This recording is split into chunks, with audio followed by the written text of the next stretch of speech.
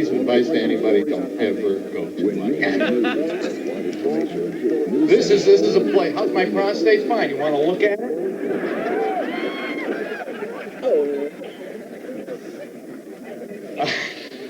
Well, we certainly set the tone for this show, haven't we? No, Miami's a great. Miami Beach is the loudest sound you hear on a Saturday night is like somebody yelling "clear," you know. Well, okay.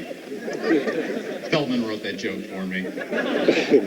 Now we're gonna get the show. This is a great show today. I mean, we got just some of the finest people on this show today, I can imagine, except for the next act.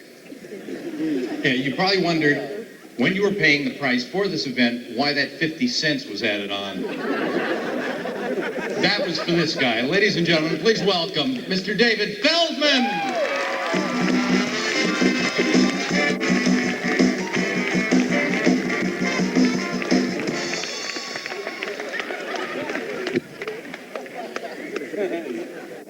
I just thank you for coming out tonight, this morning, this afternoon, and I just, in all honesty, I want to thank the man who's made my career. Let's give a big, warm thank you to Perry Stone, ladies and gentlemen. Good morning. My name is David Feldman. Nice to make it here to Stanford. Very easy campus to find. A Democrat, you should know that about me. Any Democrats here this morning? Democrat, my only hope in life is that my child grows up to be a Republican. I'm married. I hope all of you find somebody to share your life with, because loneliness is a disease. And when you find somebody who laughs at your jokes, puts up with your peccadillos, worships the ground you walk on, then, you know, you probably have a lot of money.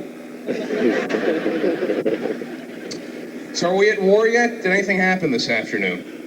Did we fire any shots? We've sent about 200,000 young kids into the Persian Gulf to liberate Kuwait and restore democracy. For Kuwait, our good neighbor, Kuwait. Why are we there? I don't know. I don't know. I have a feeling we're over there really to protect oil company profits.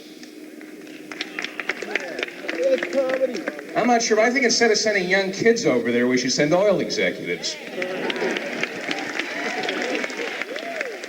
Maybe send Lawrence Rawl, the chairman of Exxon. Or find good old Captain Hazelwood. Get him liquored up, give him a tanker, and send him through the Straits of Hormuz. Because do we really want to go to war? I mean, you know, we are the strongest country in the world. I just don't think we have to keep proving it every 7 years. And this guy Hussein has 1 million troops, and these guys are Iraqis. For them, death is an improvement. But we have to be there because I trust our president, and he says it's the domino theory, and he's right. It's the domino theory. First, Hussein goes into Kuwait. Next, he goes into Saudi Arabia, and before you know it, he's in Yemen. And there's going to be nothing we can do about it. And we're going to say, now he's in Yemen, why didn't we stop him in Kuwait? How bad is Saddam Hussein? Is he as bad as the press tells us? I don't know. Last month, he freed all the female hostages. Why didn't the National Organization for Women just jump all over this man? I'm sorry. I think a woman can make just as good a hostage as a man. I think we should send these women back to prove a point. So we're going to fight a war for oil. Not that that's so wrong. I mean, not that I'm against oil companies. My brother-in-law works for Exxon, that cocksucker. Not that I'm not one of these conspiracy buffs from Berkeley. Not one of these tree-hugging Marxist slobs from Cal who screams about the oil companies. Texaco, 60 years ago, invented a V8 engine that runs on water, but they're keeping it under wraps. Well, maybe they should. Do you want our highways teeming with 60 million steam engines? Do you know what the humidity would be like? sorry. I'd rather have smog and emphysema than frizzy hair. I want my cars running on oil. I want my cars running on nuclear power. It's not a bad idea. No tailgating. Traffic's backed up on I-80 due to a meltdown. It's not Saddam Hussein's fault. It's not George Bush's fault. It's New York's fault. How are we going to have peace in this world when the UN is in New York City? The average New Yorker will kill you for a parking spot. In New York, if you're stabbed in the chest, they say you died of natural causes. Bring the UN here to Stanford. This would be a great idea. It was shaping up to be a great year, wasn't it? We decided to have children. We thought this would be a great generation to raise kids. The Cold War came to an end. Isn't that great? The Germanys got reunited. Isn't that fantastic? Of course it's a good idea. What has Germany ever done to arouse suspicion? I'm glad the Germanys got reunited. Now, if we can only get the Dakotas back together again. Germany's got back together again. The Brady Bunch back together again. Best show ever put on television. You'd think, though, in all the episodes of the Brady Bunch, just once, Greg Brady would have woken up in the middle of the night and said, you know, Marcia's not my blood sister. The warm, incisive political wit of David Feldman. The Germanys have gotten back together. Germany's have gotten back together again. Russia's falling apart. All these tiny republics want to secede now. Latvia, Estonia, Lithuania, Uzbekistan. We may end up with what? 14 new nations? This could have devastating repercussions. This could mean an extra 2 weeks of Olympics. Oh boy. Do you want Roseanne preempted twice? You are mad at Rose. My father wants to wring her neck over the national anthem. Where the hell does she get off doing that to the national anthem? I fought in World War II for that song. Really, Dad? That's what you were fighting for? Hitler was blitzkrieging London, marching into Poland, exterminating people, Dad. If you were fighting for a song, you're a fucking idiot, Dad. It's a song. It's this jingoism that's going on in this country. President Bush now wants a constitutional amendment to stop people from burning the American flag. Now, until he got elected, I never even thought of burning the flag.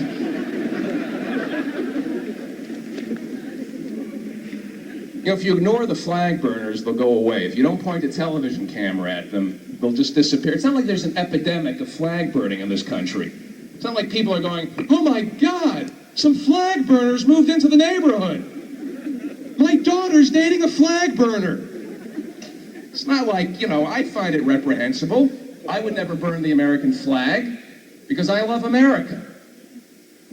I hate Americans, but I love America. I just think censorship is wrong. Like the state Supreme Court in Georgia has ruled. They say the couples engaging in oral sex are violating sections of the Constitution. Yeah, like what? Freedom of speech?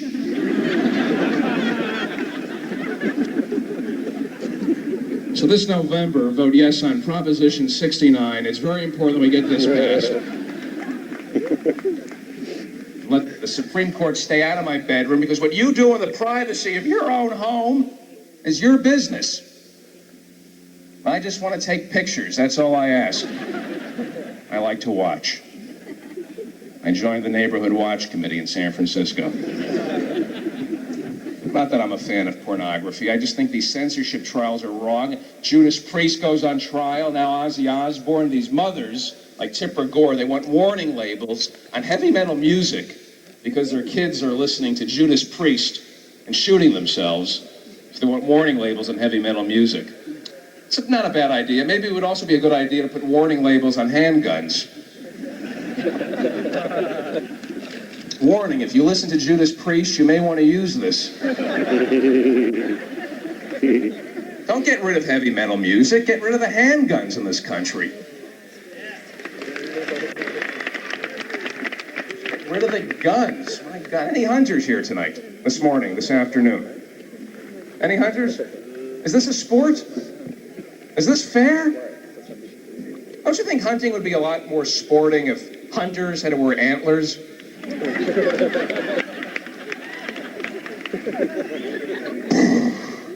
Ah, geez, Bob, I thought you were a moose. Guess you lost. I don't know. I've been thinking of getting a handgun ever since I got married. Not for the reasons you're thinking. It's the thought of somebody breaking into our home and my wife not being able to defend me. I want a gun. She wants a pit bull. So we're compromising. We're getting a feminist.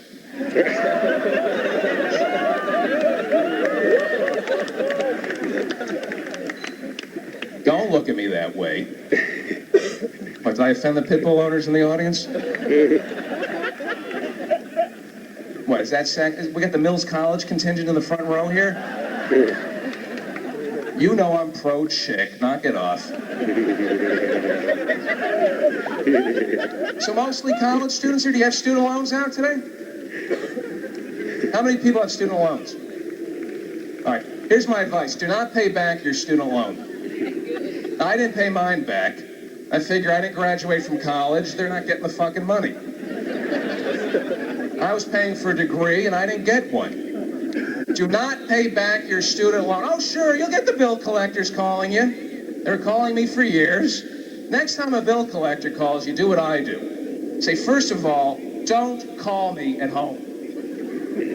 Secondly, it's people like me who don't pay their bills who keep you in business.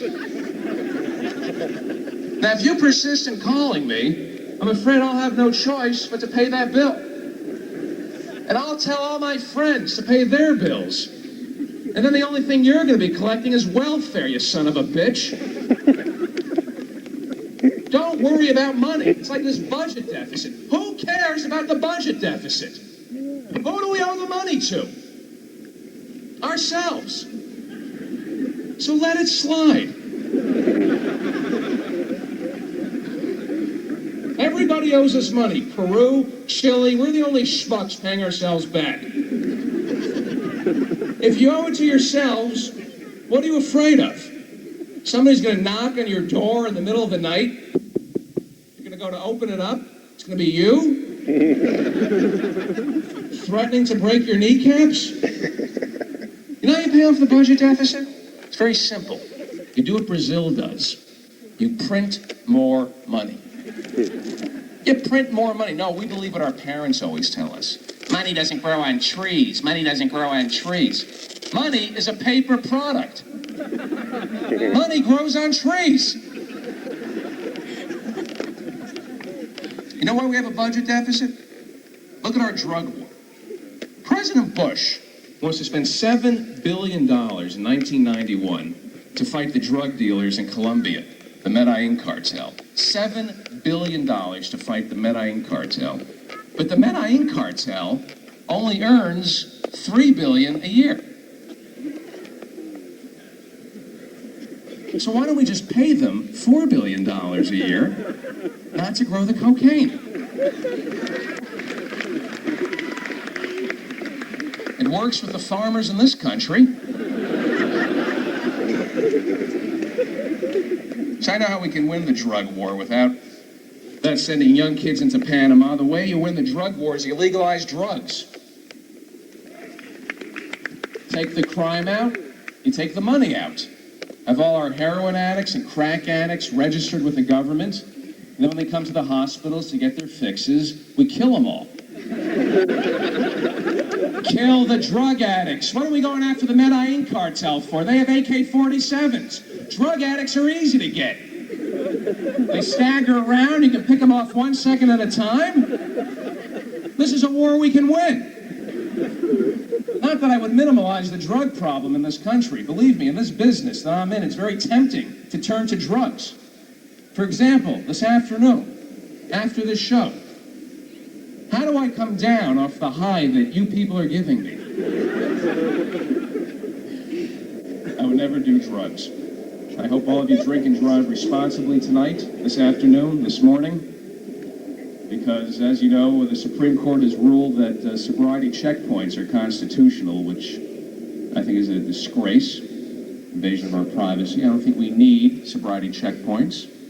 If you don't want drunk drivers, you just leave the bars open all night. That's why people drive drunk. They gotta go home. Either that, or we should have like a drunk driving hour. Thanks for coming out tonight. I'll see you next time. Bye-bye, everybody. Ladies and gentlemen, the talent that was David Feldman. Yeah, fuck you. Fuck me, fuck you. Hi there. How are you? Let's hear it again for David Feldman. David's about to be a father in about 3 weeks. Isn't that pathetic? No, I feel sorry for his wife. That's why he was on the show today. Boy, I'm glad we can get this next person here, because we did when we did this thing at the Masonic Auditorium. She just tore the place to shreds, and she is great. I love her dearly. She's been around for as long as I've been in this town, and used to work with a team, then went out on her own, which is a very scary prospect, and is incredibly successful. Yes, ladies and gentlemen, fresh from the Rick D Show, Sue Murphy, right here.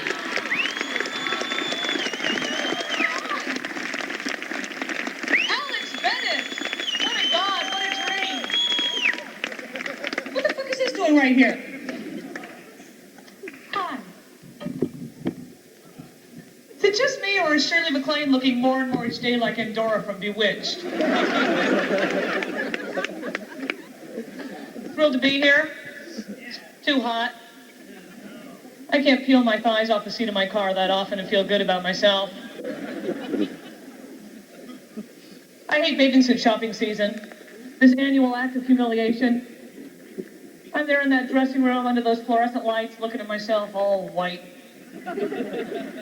Thinking maybe I should have shaved more body hair. Well, women shave themselves from head to toe for summer.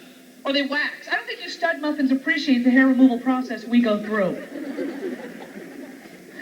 Has anyone been waxed? The wax job? You could actually go to a place to be waxed. I want to know who made this career choice. Someone's in there. I must remove hair from all the women in all the land. I am follicle man. Come here. I want you smooth and bald and more feminine. Come this way. What they do is they take hot wax, they put it on the area you want to be bald, put a piece of cloth over the hot wax, let the wax harden, and then they rip the hair from the roots. And women get bikini waxes. If anything happens to one side, you might go, get the hell away from me, man. I like my sideburns. I'll be Elvis. I'm Elvis at the beach. Hunka hunka burn in love. I'm Elvis. I'm back and I'm a woman. I feel so free. Because now they have this bathing suit for women called a thong. It's just a bathing suit just jammed up your butt crack. It's like purchasing a self-inflicted wedgie, ladies and gentlemen. Do you have anything in a Melvin I could see? Something in a Hinderbinder in my size. It's not a bathing suit, it's pretty much butt floss is what it is, ladies and gentlemen. The password is butt floss. Butt floss. There you go, the cops, they heard butt floss. Pick that woman up. 2 Live Crew, forget it. Butt floss, she's out of here.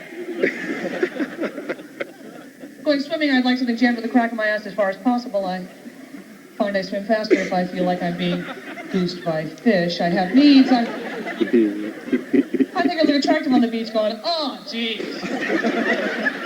Oh, God, this isn't right. Oh, somebody get the pliers. This is not right.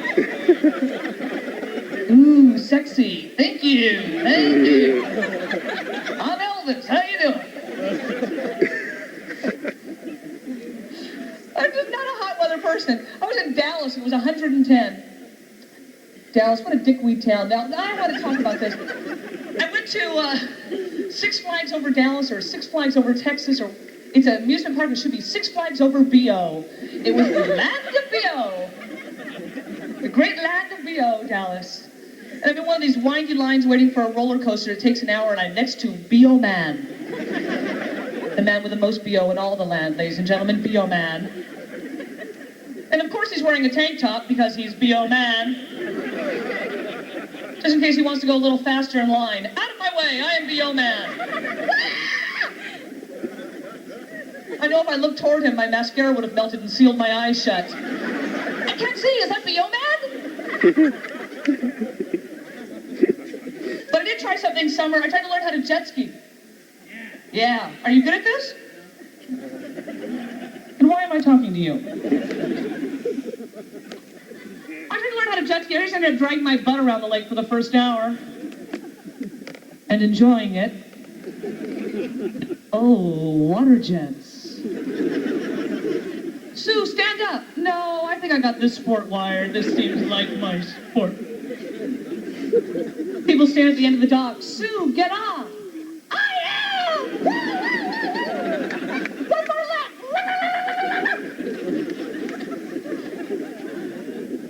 And the best thing about it, I was in Lake Tahoe, so they give me a wetsuit. And they give me one of these women's wetsuits with the built-in missile tits.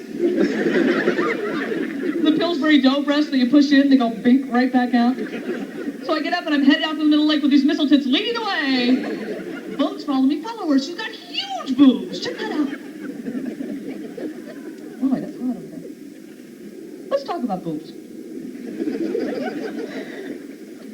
Boobs are amazing things, very resilient. I had a mammogram. What this is getting an x-ray of your breast, so I go in there and they say, put your breast on this thing. And I said, I am. I said, put on there. I said, I am, fucker. Now let's get on with this test. People in the back, we're not getting a reading here. We're not getting a reading at all. Negative mammogram of some sort, the anti-mammogram. So I heave my huge pendulous breasts onto the breast thing. I heave them up there. I've got a weight belt, some hydraulics, a couple of teamsters. I heave my breasts onto the breastplate. And they take another plate and they mash it down. So your breast looks really big. But it's about that thick. So now I'm locked into this tit vice. The technician has the audacity to look at me and go, all right. Now don't move. And I went, don't move, God help me if there's an earthquake. People go to my house the next day, gosh, what a quake, we had a lot of damage, cracks in the ceiling. Anything happened to you? I had my tits ripped off! Now that's earthquake damage, I hope you can plaster over that. I'm getting older. My mom wants grandchildren, so I said, Mom, go for it. I know I'm getting older. Starting to like hairy guys. Really hairy guys. You know, really hairy chest, wig master, general hairy chest. Not the guys just with the hair dicky. I don't mean that. You know, these guys that look like they have hairy chest, they take off their shirt and they just have the hair right here. And you go, hair dicky, get the hell out of here, man. That's false advertising. You'll have to leave right now, Mr. Hair Dicky gone. Do you like hairy chests? What about hairy backs? Just hold my hair, please. Oh, God, no. Hairy backs are great. Yes, they are. Come out there and kick your butt. Yeah, they're great because you can moose that up. Hey, honey, look, I'm the cat when it's really scared. Put away the moose, dear. Happy Halloween. Halloween's coming up. You guys can dress up, the entire crowd, as a crowd? I like the guy on Halloween that comes to the party, doesn't quite commit, just wears the t-shirt with a little blood on it. Kind of puts a scar on his face, maybe a fake eyeball hanging out. And you go, well, what are you? I'm just fucked up. Well, it's a fine fucked fucked up guy costume. You're a prize winner. Male bonding's a bitch. See the guys that they haven't seen each other in a while, it's like, hey, how you doing? Yeah, it's nice to see you. Yeah, hey, you're looking great. Right. Heard you got married. Boom. Ow. Ow. Female bonding's entirely different. It used to be at slumber parties where that one girl could flip her eyelids back. We're like, look at me, I'm the devil. You're like, stop it. It's so gross. Stop it. Stop it.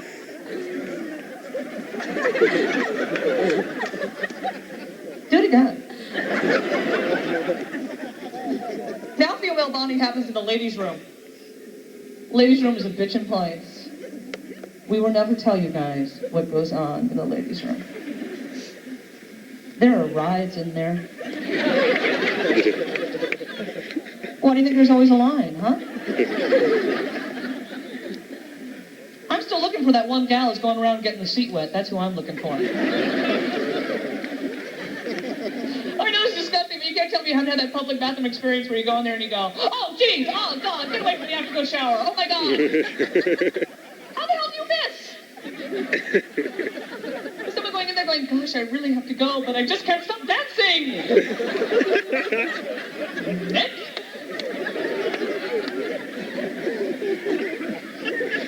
I had a lovely experience in the ladies' room where someone walked in on me and they're just sitting there. Hi, how you doing? Come on in. The water's fine. Woo! All I could think at the time was, thank God I'm not wearing a jumpsuit. If you were wearing a jumpsuit or anything that's all attached, when you go to the ladies' room, you have to take off everything to go to the bathroom. So if someone walks in on you, basically you're just sitting in there naked. Hi! I just needed a private moment for myself. I find I pee better if I can actually see my breasts. It's just a thing. Please move on. The tilt-a-whirl is next door. Thanks for coming on. One thing we didn't learn as little girls, that was how to spit. Never quite worked this one out. In a car with a guy and he rolls down the window and goes, excuse me. And just goes into orbit. If I tried that, I'd be, excuse me just a minute. Oh, sorry. I'm sorry. As I was saying, I thought I was a guy for a moment there. I'm sorry. My mistake. I'll clean that up.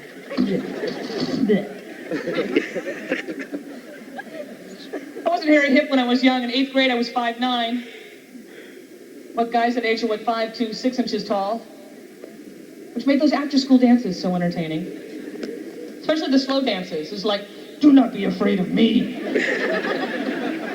I will not crush you. The guys are, come down, Skanky! I was 5'9", about 20 pounds less, braces, and no motor function.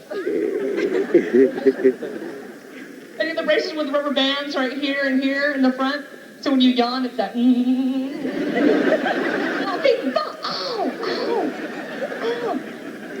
And the headgear, mandatory, so you have that little poofy tumor of hair, very attractive.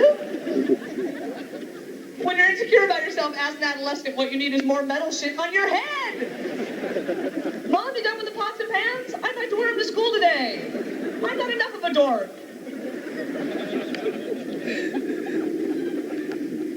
I was talking about getting older. The thing is that another sign, well, I guess it all ties into the hairy guy thing. I think it's great that men can do any sort of hair configuration on their face that they want.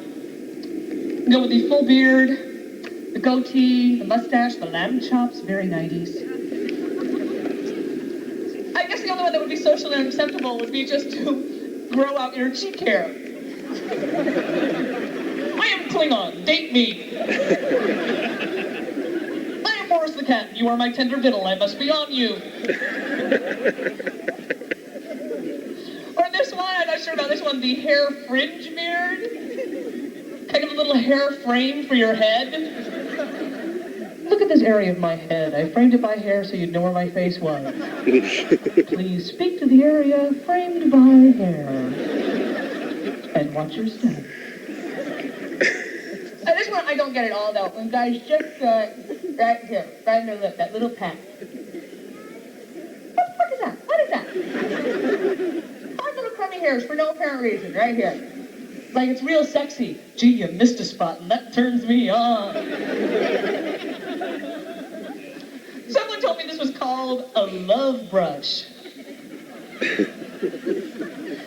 Well, another term someone told me was a flavor saver. I know. It's like your own little personal bouillon cube right here. That's all right, miss. I'm not that hungry. I'll just have the hot water. Thanks very much.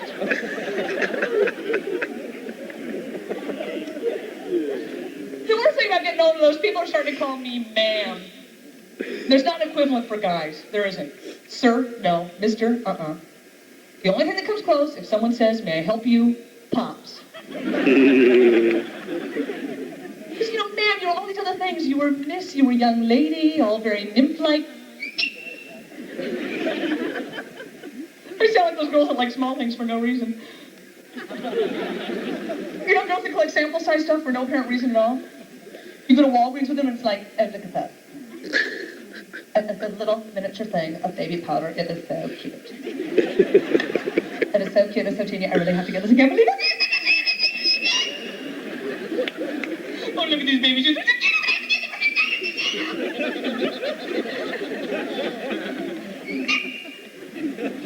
Somewhere in the neighborhood, there's a dog going. Bats flying into walls.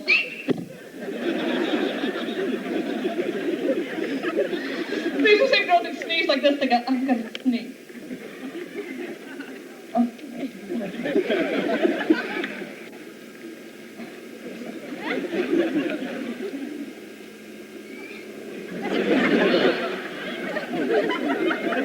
I think the back of their head's gonna go.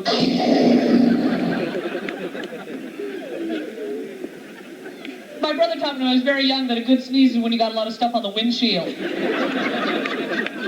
The car in front of you. But I have been called ma'am, and I think if I'm going to be called ma'am, I might as well be one of these ladies that misses their mouth with lipstick. Shave off the eyebrows, paint them in 3 inches above so you look at that constant state of surprise. Terry cloth jumpsuit, pumps with the open toe with that big butt ugly toe sticking out the front. That big butt ugly curved feeler toe. Paint it white, get out of the way, I think she's blind. Smoking an extra long brown cigarette. Let's go down to the Black Angus for a couple of cocktails. Where are all the men? You make me hot. It's all right, I know I'm going to be Mrs. Roper. I know I'm getting older because one of my greatest pleasures is the Q-tip. I love Q-tips. There's nothing better than getting out of a hot shower and just going, oh, yeah. Someone tries to talk to you, don't bum my Q-tip high. Get the fuck out of here. They say on the box, don't put in your ear. The hell with that. Oh.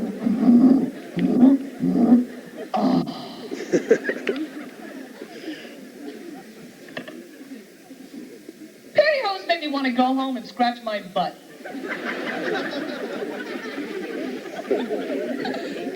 Pantyhose from hell, right? Yeah. Now the women. There's nothing better than wearing them all day than coming home and taking them off and just...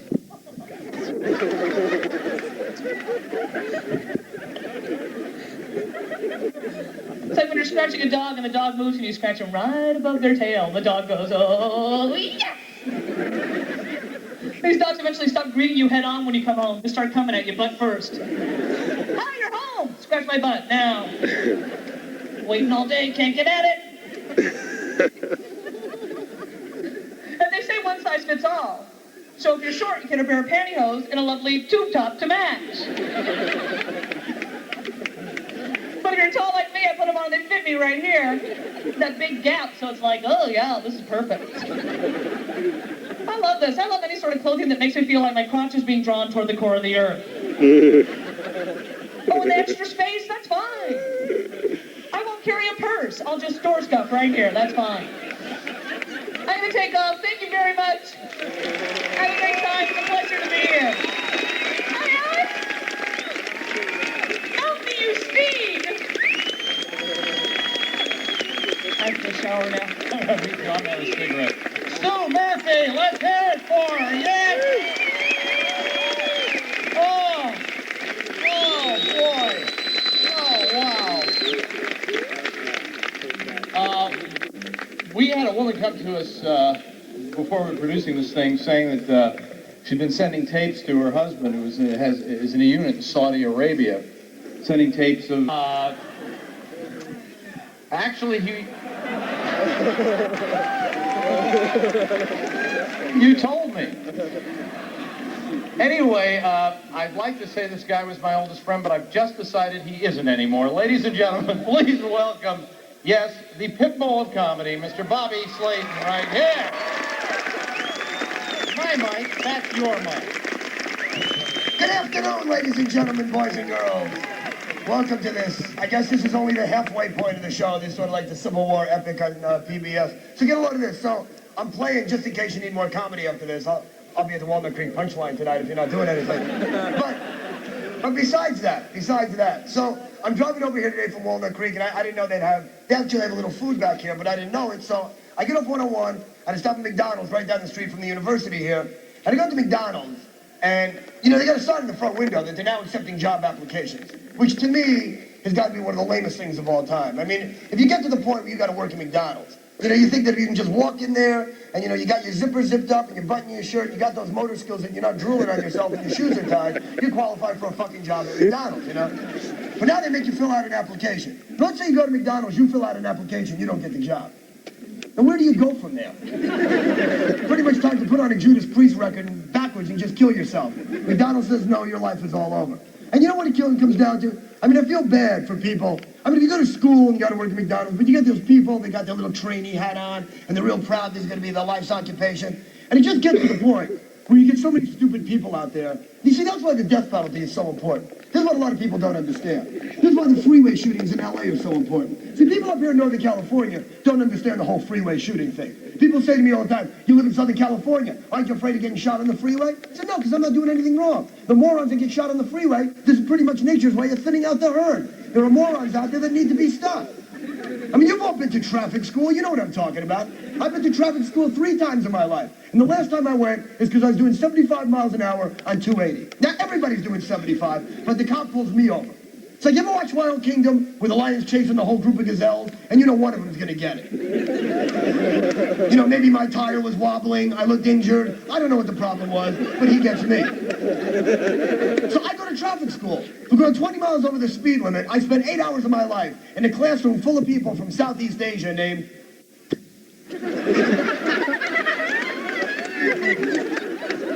An entire room full of people that thought it was okay to make a U-turn on 101 because they thought they saw a recyclable aluminum can on the other side of the road.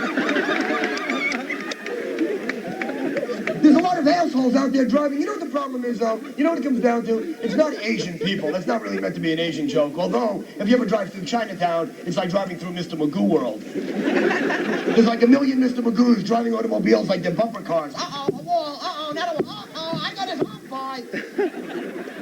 It's not the Chinese as much as it's the old Chinese. You know, old Chinese people must have this theory. Well, if I can't drive too good, I buy a bigger car. You ever see them? They're like Tweety Bird in a 747. There ought to be a law. You can't stay with the goddamn dashboard. You don't drive a car. That's the law. You ever go to Great America to the amusement park? They got height requirements for all the rides. They have little statues of like, you know, Bugs Bunny and Daffy Duck and Yosemite Sam. And it says on the statue, you got to be as tall as I am to ride this attraction.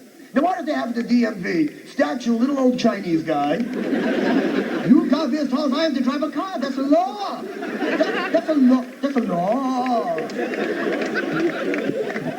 No, Chinese people don't talk like that, but it just sounds so good to do that. But the point is, you know what it comes down to? It's not the Chinese. If you go to Florida, they're always blaming the old Jews. If you go to New York, it's the Middle Eastern cab drivers. And men are always blaming women. And ladies, you know that better than anybody. You ever in the car with a guy, somebody cuts you off? First thing the guy does, goddamn broad. That was the guy. Well, he drives like a broad. Let me tell you something, boys.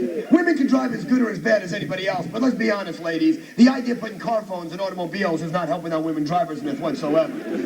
I'm sorry, but that's got to be one of the stupidest things of all time. You put a woman in a car with a gas pedal and a telephone. Right idea. You've already got the rear view mirror for putting on makeup. Why don't you just let blind people drive with seeing eye dogs running alongside the car? I mean, drunk drivers are bad enough. At least they're looking at the fucking road, you know? You don't see drunk drivers talking on the phone or putting on makeup. They just want to get home. They see 8 roads, but give them an E for effort. You know what I'm saying?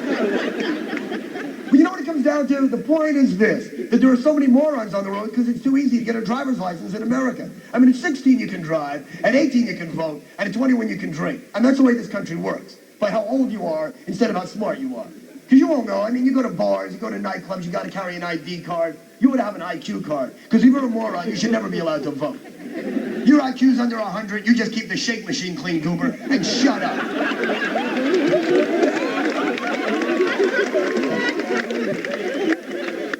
Worry about large fries, small fries, keep your trainee hat on, stay out of the way. You're a moron, you're not voting. And I'll tell you, the 21-year-old drinking age is even worse. And I'm not saying that teenagers should be allowed to drink, but a lot of them can, and a lot of adults can't. See, worried by how smart you are. Let's say you went to a bar, and the bouncer asks for your IQ card. Well, let's see here, your IQ's only 30. Well, it is a country western bar. I guess you could come on in. I get no patience with stupid people. I get no patience with stupid whales. That fucking Humphrey thing, you know? I mean, the first time, all right, the guy made a mistake. Maybe he was a little drunk, colorblind. But after the second or third time, your belly starts rubbing against the sand. You make a U-turn, moron, and go the other way. It's like people that get hit by trains. Fuck them, you know? You hear a train coming. Even Helen Keller would know a train's coming. You start bouncing up and down. You don't get out of the way. Something big's about to hit you.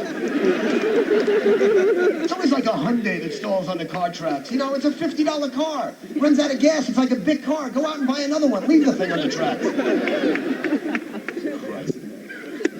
This is great. You know what I love about playing here?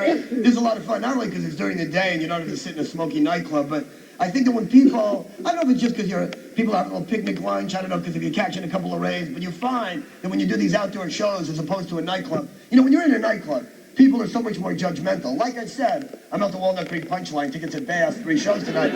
But what I'm saying, well, Alex wasn't going to mention that. What I'm saying is basically, I was playing there last night, all right? And sitting up front is a table of 4 angry lesbians, all right? And I say angry lesbians like there's any other kind. Or like there's happy ones out there.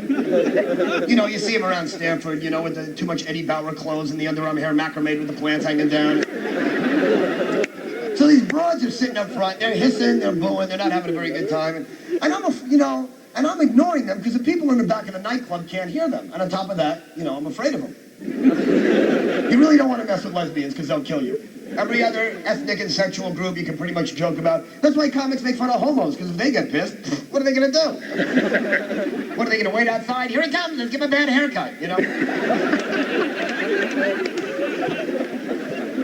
I also don't do a lot of gay jokes anymore because I'm married now, and I think once you get married, you start understanding the gay lifestyle just a little bit better. I mean, you get to hang out with your friends, you're still getting blowjobs, you don't have to go home to the wife, you know? You're with the guys, you're getting ahead, you watch the game, get some head, run a Stooges tape, get some head, make some dip, get some head. I mean, gay guys in San Francisco got it made, those gay bars are packed. I mean, you walk into a gay bar, what do you got, 40 guys to every guy? I mean, right there, your chance of getting something's gonna be pretty good, you know what I'm saying? So anyway, these women are sitting up front, they're hissing, they're booing, and it turns out I asked them what they do for a living, and 2 of them are from Berkeley, and one of them is a firefighter on one of the East Bay fire departments. Now, let me tell you something right now. I got no problem with women being on the fire department. I don't know how they get ready in time. Oh, come on, you know these guys are in the fire truck. What, is she still in the fucking bathroom? What is she doing up there? She's got 1 raincoat and 1 hat, so they don't match. We have to go! We have to go! I love that when women say, too, I'll be down in a minute. Oh, is that going to be Earth time or woman years? Because if that's going to be woman years, I'll wash the car and take a nap and meet you here later. Because women, you spend an amazing amount of time in the bathroom. I don't know what my wife does in there, but once that bathroom door shuts, I hear all kinds of heavy machinery going off. I see smoke coming out of the crack of the door. She emerges an hour later like Grandpa Munster after a goofy experiment. Still looked exactly the same. He gets all pissed off because I don't appreciate what she did for me. Women always do that, you know. My wife's always doing that. I did this for you. You don't notice my hair? You don't say anything about my makeup? I did this for you. Honey, you want to do something for me? Make me a sandwich. What do you do for me? My bladder blew up. I've had to pee for 2 hours. You had the fucking door locked. You gave me a stomachache is what you did. We're about to get straight here any moment, ladies and gentlemen. Please, put your heads under your legs. Do not panic. they're here. Oh, God. You know, that's one of the most annoying things of all time when you go to a baseball game and the planes are always flying overhead with the Coppertone ads. And you know something, though? Everybody likes to bitch about Candlestick Park out here. If you ever go to New York City and you go to a ball game in Yankee Stadium, you people realize you got nothing to bitch about. Because you know, and the Yankees were the ones that came up with the brilliant idea of having Bat Day. Yeah, that's great. Let's give baseball bats to drunken ghetto kids. Drunken ghetto kids in the hot sun with baseball bats. You know, you have Bat Day in New York, have Helmet Day the same day. Give people a chance.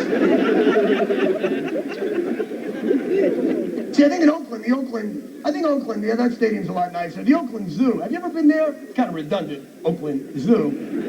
Not really sure where Oakland starts and the zoo ends, kind of this nebulous kind of area there. But, you know, I brought my kid to the Oakland Zoo the last time I was playing up here. And, you know, it's like, it's one of the worst zoos of all time. I think they got like one dog dressed up as a coyote. You know, you can see the zipper. They don't even make an effort, you know. You ever go to the San Diego Zoo? That's got to be one of the greatest zoos in the country. You know what the problem is with the San Diego Zoo? It's too big of a zoo. You know, when you bring a guy to the zoo, once the guy sees the monkeys, everything else at the zoo pretty much sucks. You know, a man will sit for hours in the monkey house watching the gorillas. You ever watch a guy just sitting there watching the monkeys, taking little notes on how to act in social situations? You ever see women in the monkey house? Oh, it's hot, it stinks in here, I'm waiting outside. Ugh, what's the gorilla doing? What's that monkey picking at? Ew, what is he throwing? Gross! Ew, what's that big pink thing? Ew, what is he doing with the big pink thing? Gross! And all the guys are going, I could do that. Honey, I do that to myself all the time. You never take my picture. That's the way guys are. Guys are a lot like monkeys. You know, you can tell a lot about people by looking at animals. Why do you think that men have dogs and women have cats? Now, I know we got a couple of thousand people here. I know that's a generalization. I'm sure out of all you people, few women have dogs and a couple of gay guys may have cats. I'm not saying that. But I'm saying that basically, guys have dogs because guys are just like dogs. Dogs are big, goofy animals that'll catch a frisbee in 100-degree weather till they drop down of a stroke. Dogs will eat till they throw up or blow up, whichever one comes first. They're just like guys. I think women relate to cats more because cats are quiet and clean and independent little animals that mind their own business. I'm not a big cat fan. You know, my wife's got a cat. I don't like the cat. I don't hate the cat. They're just stupid little animals. But see, cat owners will never tell you that. But you see, cat owners, you know, they have no forehead. You know what that means? No brain. There's like eyes and then a back. There's not even a bump for a head. Even a dinosaur had a little fucking bump for a head with a peanut brain. But anyway, back to the firefighters, if I may. Sorry, I digressed there for a minute. For the blondes up front, it means I got off the track, but I'm getting on it again.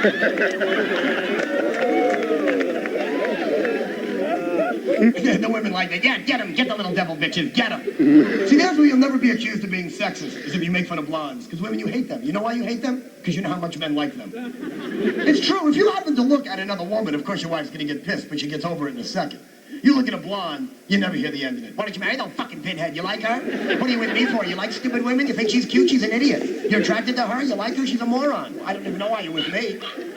Okay, honey, she's a moron. I was looking at her ass. I wasn't going to debate her. What, I can't get a hard on unless she can do a proof? She's an idiot. Fine, I agree with you. But come on, that's why men are attracted to stupid women. Why do you think men look at Hustler and Penthouse and Playboy and they watch porno movies? Because that's what guys like. Men don't sit home naked watching Meet the Press. It's Diane Feinstein! Ow! How about that Marilyn Quayle? What a breakdown! Men enjoy porno and women don't understand it. You got a lot of these lame, guilty, white, horrible, stupid women wearing Birkenstocks and singing Kumbaya and thinks that pornography leads to violence. It doesn't lead to violence. It leads to jerking off, which leads to having a sandwich, which leads to taking a nap.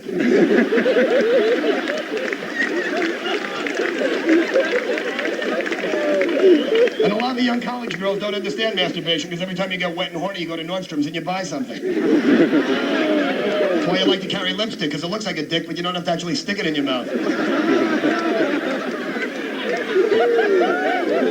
This is a family portion of the show. I hope you brought your kids here today. The Disney Channel presents That Darn Comic. Bye.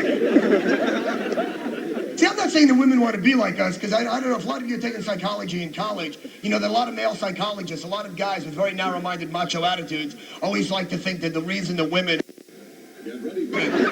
No, honey, put your balls away. I don't need a Feldman. I'm fine. Thank you very much. It's true, girls. You carry more shit in your purses. You're like crows. You just collect shiny objects and keep shoving this shit in your purse. Amazed how much crap a woman can carry in her purse. Remember that game show, Let's Make a Deal? Remember the end of the show? Monty Hall would hold up a $50 bill and ask for the most ridiculous item in the world, and no matter what it was, some woman had it. I have $50. I need a hard-boiled egg from the Phoenician era. I have one, Monty. Then the woman would take the money and give her husband a look like, see? You never know. But back to what I was saying about the blondes. And what's your name, by the way? Lauren. And you say it just like a blonde. I'm Lauren. She's doing this now like I can't see her. Leave it to a blonde to have pretty much the brain of like an ostrich. Tell me when he's gone, honey. I'll do this. You won't know where I went. I'll hide. Lauren. And you say it just like a blonde. Lauren. And that's not as annoying as Jewish women. Jewish women are the worst. I think Jewish women are probably the major cause of homosexuality in this country today. Because I'll tell you something right now. If I had to sit and listen to, hi, honey, it's me, for 10 minutes, I'd be sucking another guy's cock in a second. Hi, I love you. I need a dick, a big black dick. I don't know why. I never felt this way before. It's just something you do to me, honey.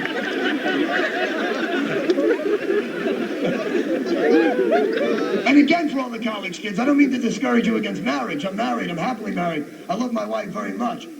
But I don't think marriage was a guy's idea. You know, a woman thought of marriage and some guy fell for this hook, line, and sinker. You know, many years ago, some schmuck must have been sitting there going, well, let me get this straight, honey. So what you're saying is, I can't sleep with anybody else ever again for the rest of my life? And if things don't work out, you keep all my stuff.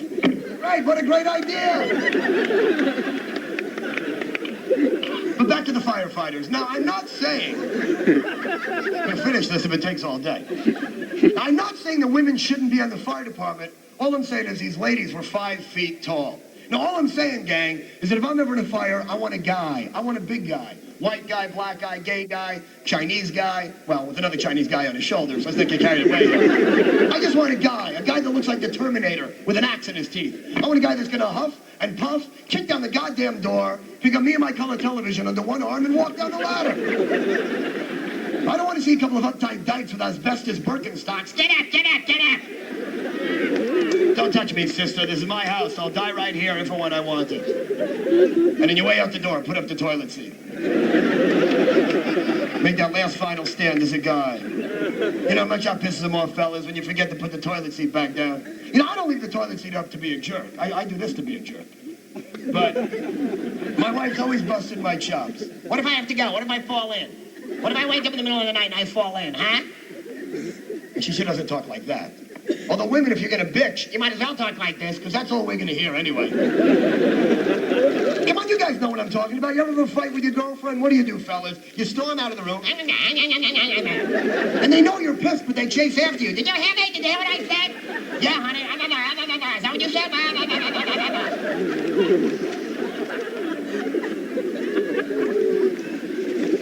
See, that's the thing about the toilet seat. You know, I'll tell you something right now. You know, women, I understand you got to go through a lot of crap that men don't begin to think about. But guys got a lot of problems, too, that we just don't talk about because we're either too shy or too macho or too embarrassed to discuss. I understand women, you get pregnant, you shave your legs, and you don't get paid as much. But at least you wake up in the morning to take a leak. You don't have to stand in the hallway because you got a hard-on, and so they're trying to meet the toilet as a hard-on goes away. Shit, the black guy's got to use the neighbor's hallway. Hey! You gotta come around the corner, bang it off walls. That's the only black joke I do. You make fun of their big dicks, they never get pissed. You'll never see a black guy stand up. Hey, that's racist. I'm hung like a Mormon. It's your girlfriend I feel sorry for. Come on, honey, bring that thing in for a landing. You know, you guys don't have backup lights on your ass when you pull out just to warn the neighbors. Get the kids away from the windows. Keep away from the glass. They're at it again. So that's great. Lauren is here. Is that your boyfriend? No. Got a boyfriend? Let's see. Boyfriend, girlfriend? How about you guys? Yeah, you're trying to quit. Don't try to do jokes, asshole. Don't even think about keeping up. No, the reason I'm asking, anybody here married? Anybody sitting up front here? Anybody married? You guys married? How long have you been married for? 11 months. You lived together before you got married? Yeah, see, that's what's really great. See, now I think we live in the day and age, I guess it's been going on since the 60s and 70s, that people live together before they get married. You know, our parents never lived together. They just got married. And I think, how long did you live together for? You've been married for 11 months. You lived together for how long? You live together for 2 years. So you find, you know what's great about that? Because you find out when you get married, pal, it's just like living together, right? Well, without the blowjobs, but besides that. I do, but now I don't anymore.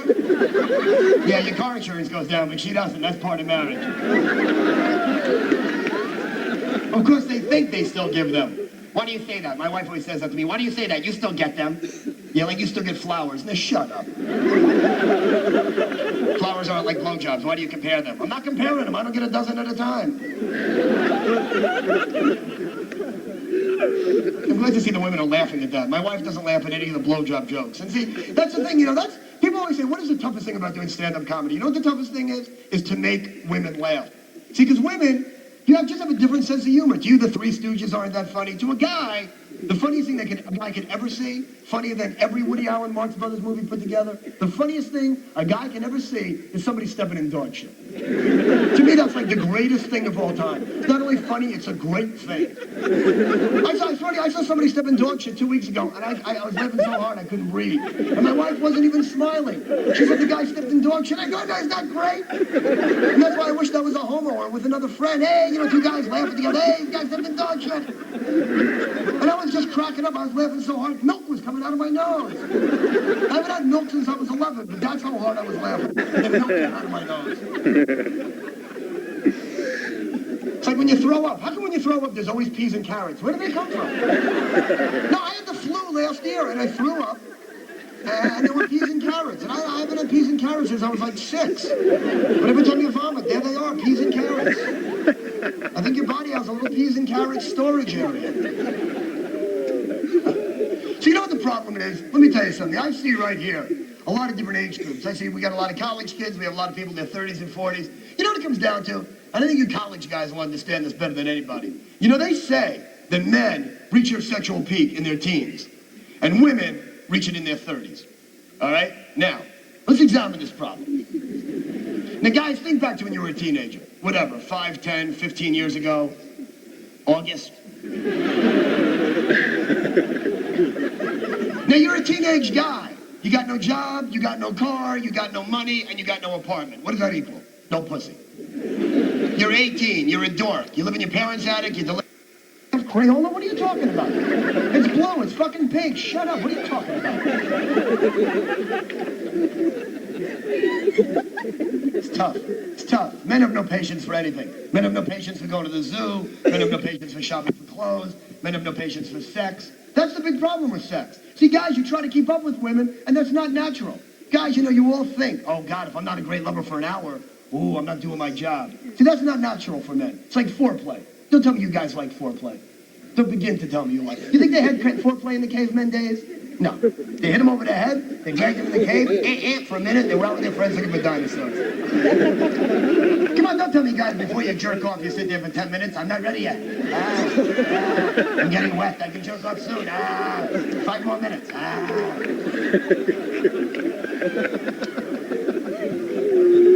Foreplay, romance. You know, women, you try to be so romantic. And it's not that guys aren't romantic, it's just that we have a different idea about romance. I mean, to most guys, a romantic night is to stay home, get a pizza, and rent RoboCop. You know, you want to make little candlelight dinners. You ever make a candlelight dinner for a guy? And after a minute, I can't see the goddamn potato. What are we eating here? Get the TV on. Get some light over here. This sucks. I hate this. What is this, a turd, a piece of corn? I can't see a fucking thing. It's like taking a shower together. Yeah, of course you like it, girls, because you're the ones under the hot water. We're the ones with a shriveled up dick and soap in our face. Yeah, honey, I'll be over here. Let me know when you need me. I got no penis. I got shampoo in my eyes. Let me know when there's no more hot water. It'll be my turn. I love this.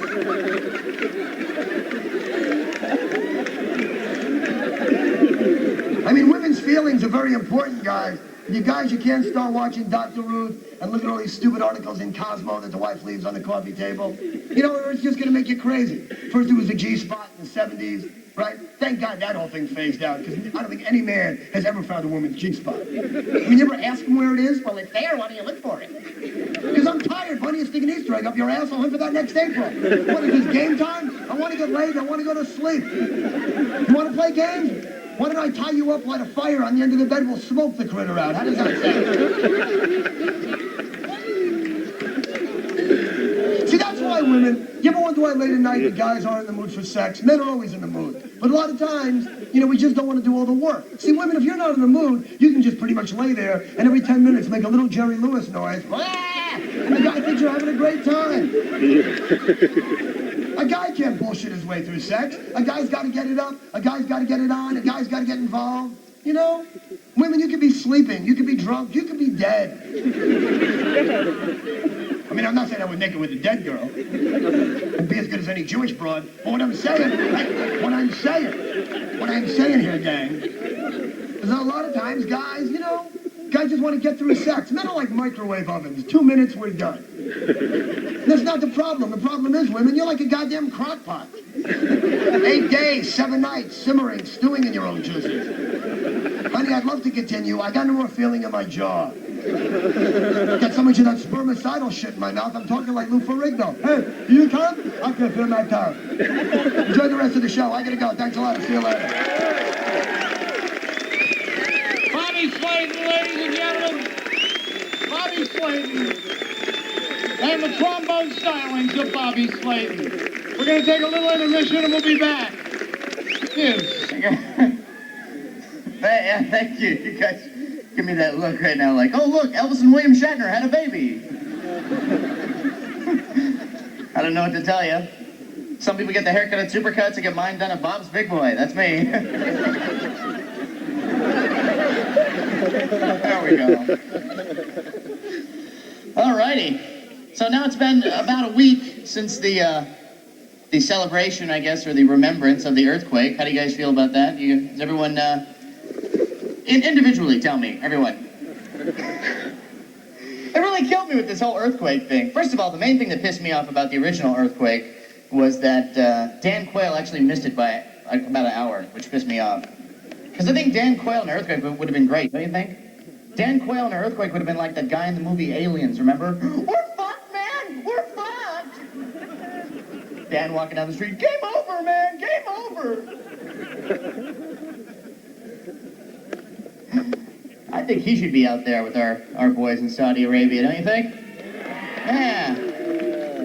Yeah, I could just see him in one of those germ warfare suits. I don't think that would last too long. It's too hot here. It's too hot. The main thing with those suits, too, is that they got the wrong people fighting in them. They're so hot, the people are passing out from the heat. They should get the people that dress up in the suits at Disneyland to fight out there. Because they're used to it. They're used to the heat. They're used to violence, little kids. Hey, Goofy. What would be more frightening to a Shiite Muslim to have, 5,000 Goofies coming over the sand dunes? Take no prisoners!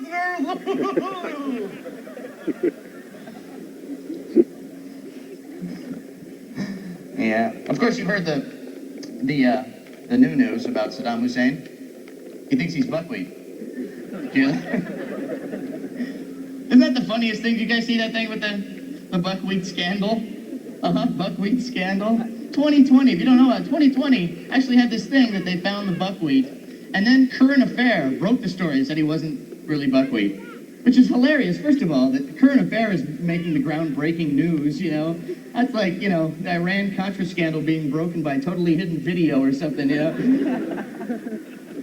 That's too much, this guy. He thinks he's buckwheat, and that he actually fooled 2020. They didn't even actually ask him any sort of proof or anything. 2020, I don't know what they asked him, but they asked him on a Current Affair. They said, well, do you have any proof that you really are buckwheat? You know what he said? He said, okay. That was it. That was it. I mean, like anybody, we could get into 2020, be on television. Just anyone, just go in there and just, hi, I'm Elvis. Do you have any proof? Okay, all right. Let him in. But I feel sorry for the guy, really, though, because, I bet you he really does think that he's buckwheat, which is sad.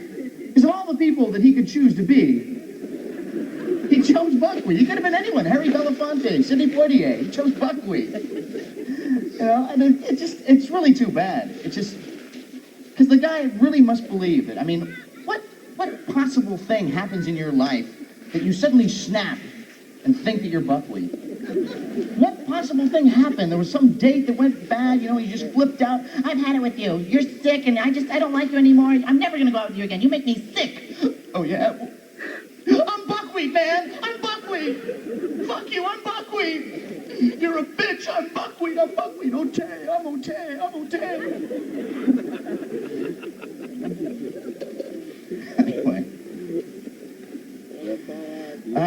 I was sick for a while. I'm feeling a lot better. Been taking the NyQuil. You guys ever take that? Is that stuff beautiful? I was like a miracle drug. Last time I took NyQuil, I had a really good time. Because it's like 25% alcohol. It comes with a little shot glass. They want you to get smashed, you know? I play quarters with the stuff. Invite a whole bunch of sick friends over. All right! I'm never getting well. My girlfriend's taking care of me. She's very cute. She's a model from the Barbizon School. Barbizon model. You guys are all very impressed. Everyone's familiar with the Barbizon School. You know what I'm talking about? That slogan that makes no sense. We can teach you to be a model or just look like one. What does that mean? What other job would you need to look like a model at except a model? Is there like some weird guy at Burger King right now going, would you like...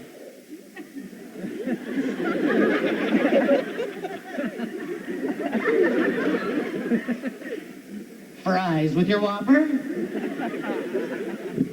It looks equally good with mustard.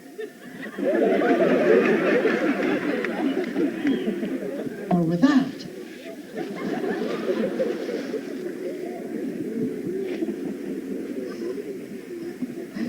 This guy in the front going, homo? Oh yeah, he's a homo. You know, it's too bad. There's too much homophobia around these days. I have these friends that are so paranoid that people are going to think that they're gay just because they live in San Francisco. It's funny, they walk around like extra macho all the time. It's like...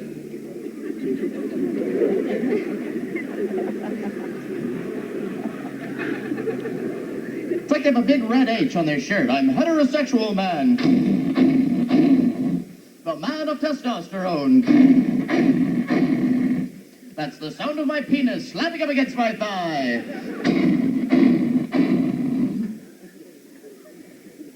These big macho guys that are like constantly feeling inadequate, they gotta build themselves up bigger and bigger and bigger. I think weightlifting is fine, physical fitness is fine, but there are some people that are too big, don't you think? It looks weird after a while. They flex and like this alien mold pops out of their neck. And they just want to keep getting bigger and bigger. These guys are huge, like Arnold Schwarzenegger. These guys are like big, and they just want to keep getting bigger. They want to get, when does it stop? When they have like no head and just nothing, just lips peeking out of their shoulders? Oh, I can't breathe. Oh. Men are very strange, for the most part. I really do. I think men, we're so different from women, it's amazing that we ever get along, don't you think? It's true. Because if there's a problem, let's say if you're in a relationship, there's a problem, women will talk it out. Women love to talk it out. That's their thing. Let's talk it out, let's work it out, let's work it out, let's talk it out. They got like maps and graphs and slides. Here's you, here's me, where's the trouble? They're working white lab coats with pH paper. Ah. See, men aren't like that at all. If there's a problem, we don't want to know. We're happy. Why fuck it up? We just kind of walk through life. As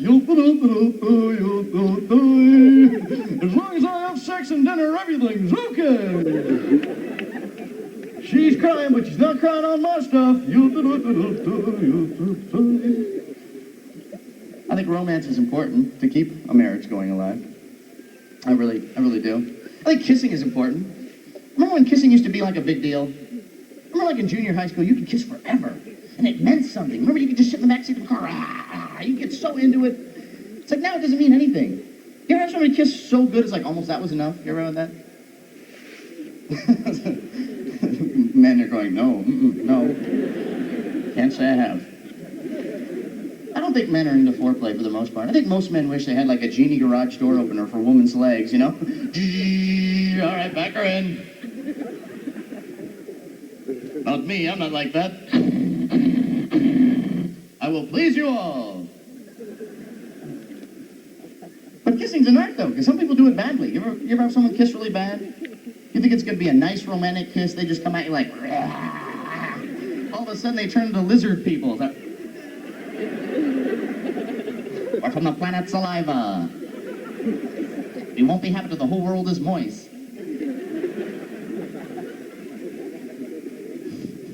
Kissing is this nice little thing, but yet some people just, they really mess it up. You ever have the people that have, like, it's like a double jointed jaw? I don't know what happens, but as soon as they touch your face, you just go, and cover your whole head, like a big scuba mask trying to suck the air from your body. You're like, when when you're done kissing, your whole body's just inside out. I can't get my keys. I want to get out of here. Kissing, so simple and innocent. Yet if I ever saw my parents making out, I'm sure I'd puke. Isn't that the grossest thing you can think of? Your mom and dad? Your mom holding a casserole? Dinner in 5 minutes is slipping your father some tongue. Oh, God.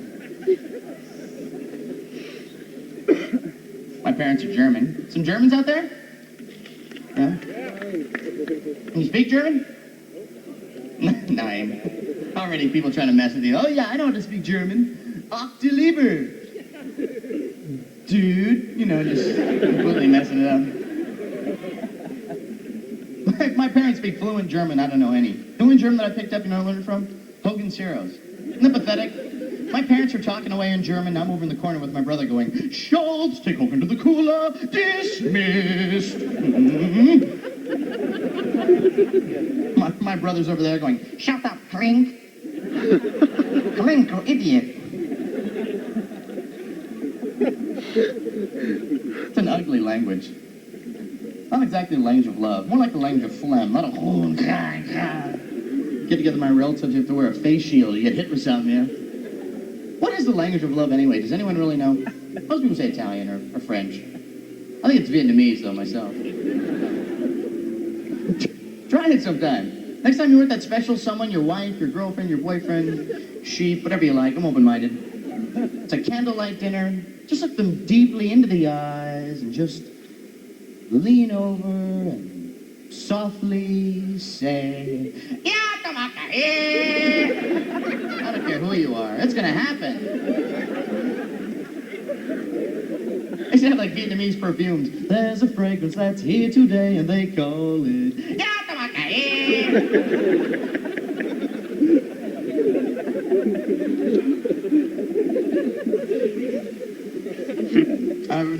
Here you guys were, of course, you heard what David Feldman had to say about how many states are outlawing certain kinds of love and oral sex in Georgia. Actually, it's not just Georgia. It's like 27 states in our nation oral sex is illegal. Did you know that? Probably not this one. Call it a hunch.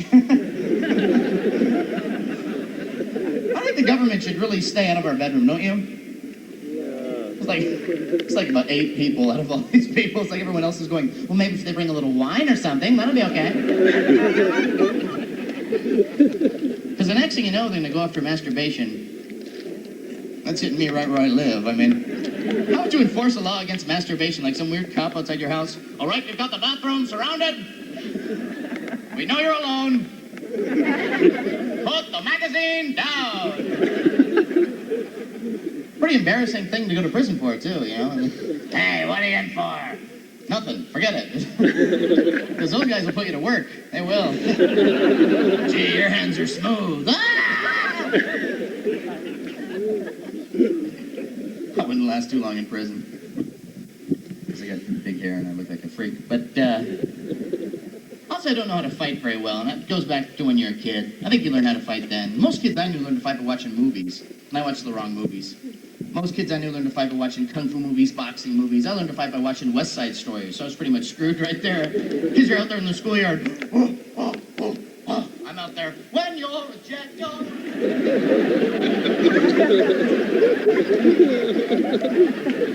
He gets beat up a lot, but he's well choreographed. I'll give him that much.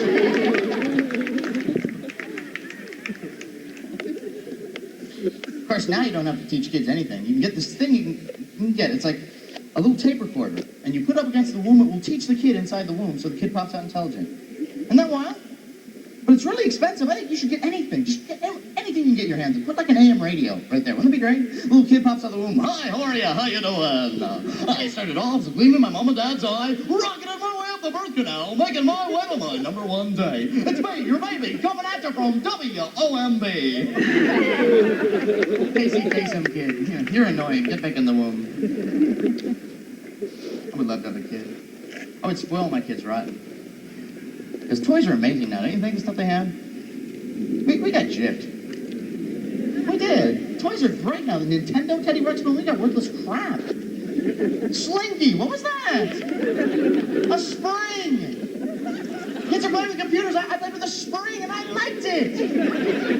They could have given me anything to play with. Told me it was a toy. I would have played with it. Here's a toy. A Brillo pad. Great. There's another one. A brick. Thanks, Dad. Or Wheelo. Remember Wheelo? Little red wheel, magnetic. Went up on a piece of wire. It went like this. It went, ooh, ooh. Here's a brain tool. Ooh. That toy for a kid on Valium. Ooh. Timmy, come to dinner. No. I'm getting good. Some toys are out to kill you. Remember clackers or knockers? Remember that? Or click? Right, everyone does that. Everyone knows that. It was like the death toy of the year. It was out for about a week, almost killed everybody I knew.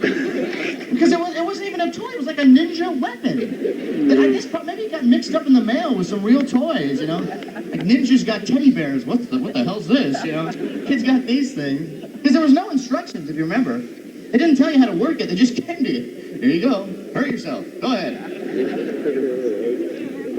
Used to have some cool things. Used to have records on the back of cereal boxes. Remember they had that? Used to have like, the Archies, yeah. And Jackson 5 and Bobby Sherman. Remember Bobby Sherman? Oh, there's a career that really took off. The height of his career, he had his records on the back of cereal boxes. What a loser. His friends in the music industry must have gave him all kinds of shit, don't you think? Hey, Bobby, just heard you got a record contract with Captain Crunch. Hey, your record just went cardboard, Bob. All right.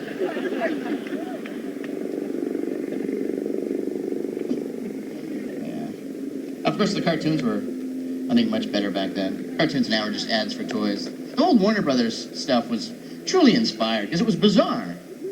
And some of those characters, like remember Pepe Le Pew? Remember that? That always got me. It's like, what a bizarre idea for a cartoon for kids. How about a horny, rapist skunk who rapes cats? He has been bought with other skunks. Every cartoon he would like hump the cat in French. Oh, Jean-Tel, oh, my little... They're trying to get away. How do you explain this to your kid? He just likes the cat, Timmy. I don't know what to tell you.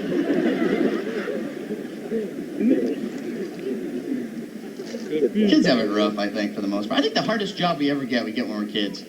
Paper route? Yeah. How many people had a paper route? Yeah? Do you have morning paper route? Clap if you had a morning one. See, now that's the hardest one. It's like a coal miner's job. You're like 8 years old, you're out there, and it's dark. You got this like sack of burden on your back. You're climbing down the streets. People are going to work happy, and you know, suddenly the papers are twice as big as like throwing Duraflame logs. I threw out my back, I'm only 8. And then you've got to collect money. You're 8 years old, you've got to collect money from people. Go out there in the middle of the night, knock on people's doors, can I have some money? Give me some money. And then you have these people that are like those indignant jerks that always like, we never got the paper, we didn't get it on Sunday. Wait a minute, I have the paper. It's so sad. See, if I have a kid, I want a kid that's beyond that. I want a smart kid. I want a kid like Mozart. Did you ever see Amadeus? Oh man, he was brilliant. He started composing music, he was like 4 years old. Started writing his first opera at 7. 7 years old, wrote an opera. Of course, you never hear that one. It's gotta suck, don't you think? What kind of opera can a 7-year-old kid write? I've got cooties, na, na, na, na. Oops, I wet my pants, he wet his pants, I wet my pants. Nice try, Wolfie. Oh yeah, like I'm gonna have a kid like Mozart, that's gonna happen. You know what I mean? My kids will wind up like downtown with their pants down, talking to themselves. Isn't that the Weinhold boy? You ever see people talk to themselves? It's weird because you feel sorry for them, but you're also trying to listen to what the hell they're saying. It's always something really weird, like I said you gotta go down to the store because a car can't drive on Venus unless he's got a hamster head. And you ever do this, then you look at him and you go, man, that guy talking to himself is completely weird. How do people get that way? It's crazy, I just don't get it. And they told 2 friends, and I want to help people like that, I really do. I almost actually cured this one guy that was crazy. He was out of his mind, just completely nuts, and I made him sane for a second. I almost hit him with my car, that might have had something to do with it, but it was an accident. The guy's like in the middle of the street just doing some sort of free-form crazy thing, like, I don't know what he was doing, but he was good at it, whatever it was. And I'm in my car, and I'm trying to get around him, and he just won't move. What happens, I almost hit him. I don't hit him, but I come very, very close. And I will tell you, this guy straightened up his act so fast. He's like, what they started doing, you son of a bitch, almost give me some kind of crazy maniac. And then he caught himself, like, oh yeah, I'm supposed to be crazy. Like, he had to get back to his job, you know. Oh, I'm late, I gotta go pee on somebody on Market Street. Let me out of here. And you have the guys that just stare at you. You ever have people do that? These people that just stare? Isn't that the weirdest thing to have someone stare at you? Especially if they have those contact lenses that change your eye color. Because I think that's wrong anyway. Changing your eye color is wrong. Let's say you met someone that had really, really nice looking eyes, and at the end of the night, you took them out. I don't want my dates turning into Mission Impossible episodes. I'm not your girlfriend. I'm Martin Landau. Say, if I was going to get colored lenses, I'd go all out, get chrome silver ones. Wouldn't it be great? And save them for a special occasion. Like when the Jehovah's Witnesses pop by or something, you know. Come on in! Yeah, I'd like some switch in the watchtower. I have something for you, a chicken head! These guys would never come back. In the car. I'm sorry, heaven's full this week. Go!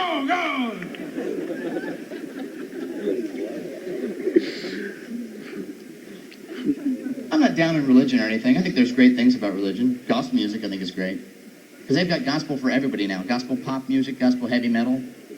And now I hear they have gospel surf music. Isn't that wild? That must be great, don't you think? A whole bunch of guys with boards at the beach. Well, Methodist girls are hip, they really know their scripture well. And the Baptist girls, when they speak in tongues, you'll never see them down in hell. Hey, I wish they all could be Pentecostal. Come on, everybody. And maybe like other religions would get in and next, you know. Ha, ha, ha, ha, Hare Krishna, ha, ha, ha. Little backup singers, got me shaving off my hair, got me chanting everywhere, Hare Krishna.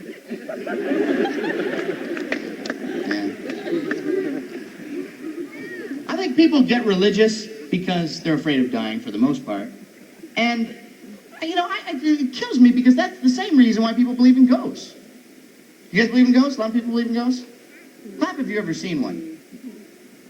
No one's ever seen one. See, and every time you talk to someone that has seen them, they always see them like in a, you know, it's really late at night in a real spooky place. No one's going to see one now.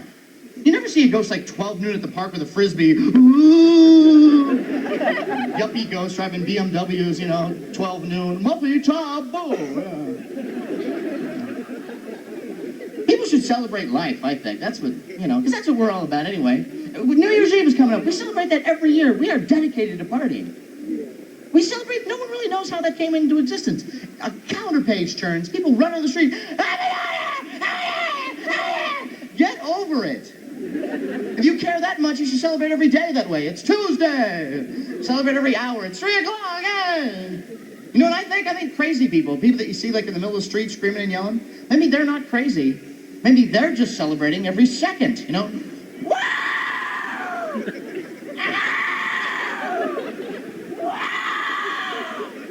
They're not crazy, they're just partying, that's all.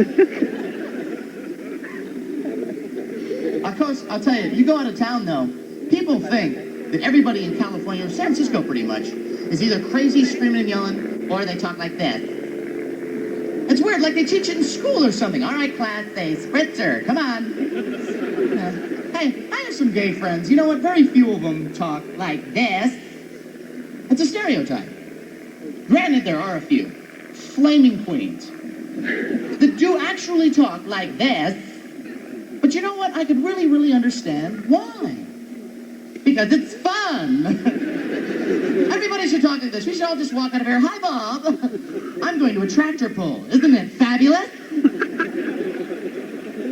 Hey, I'm not gay, but if I could just be flaming gay for a day and not have to sleep with men, I think that would be a lot of fun. You know why? Because you would really mess with people's minds, don't you think? Go to some bar, try to pick up women, you know, just, hi, what's your sign? Me and my friends are looking for poontang. It's crazy.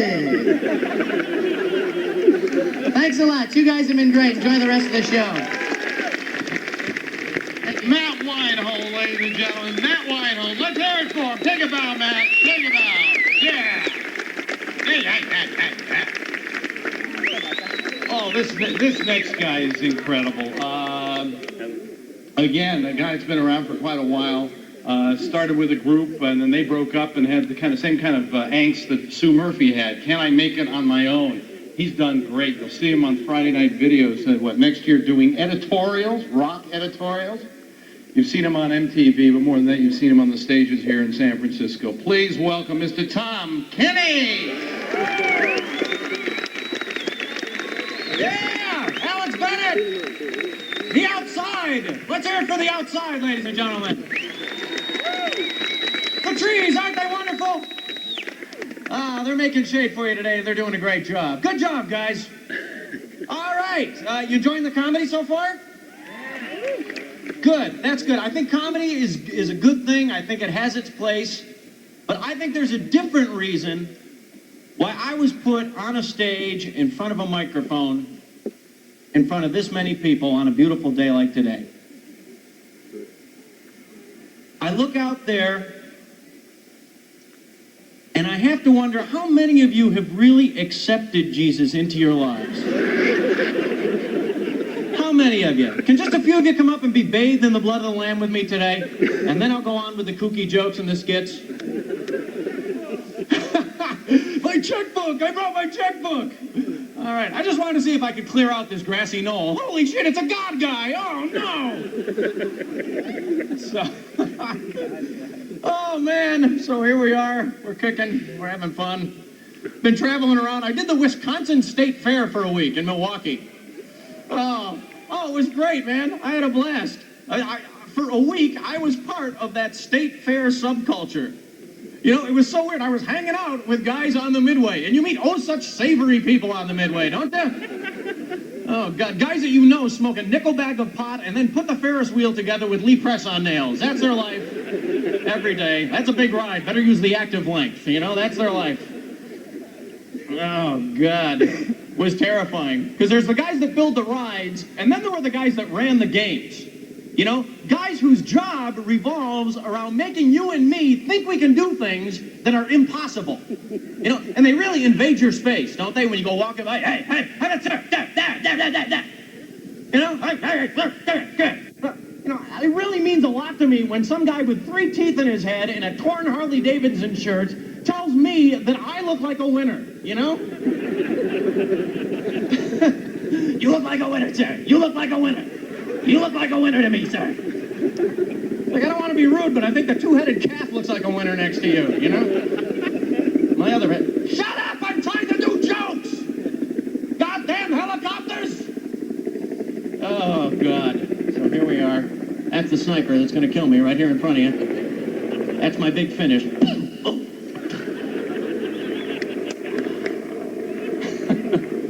That is so weird. Has anybody here ever, like, actually won a big prize at one of those carnival games? Totally impossible. Here are 3 cotton balls. I want you to knock over this 40-pound milk can. Go to it.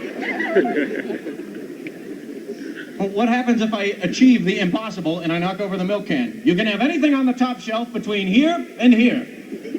Oh, a giant comb or a New Kids on the Block mirror. Thanks a lot. A cornucopia of groovy things. Weird job, man. I was hanging with them. I worked some really bad jobs.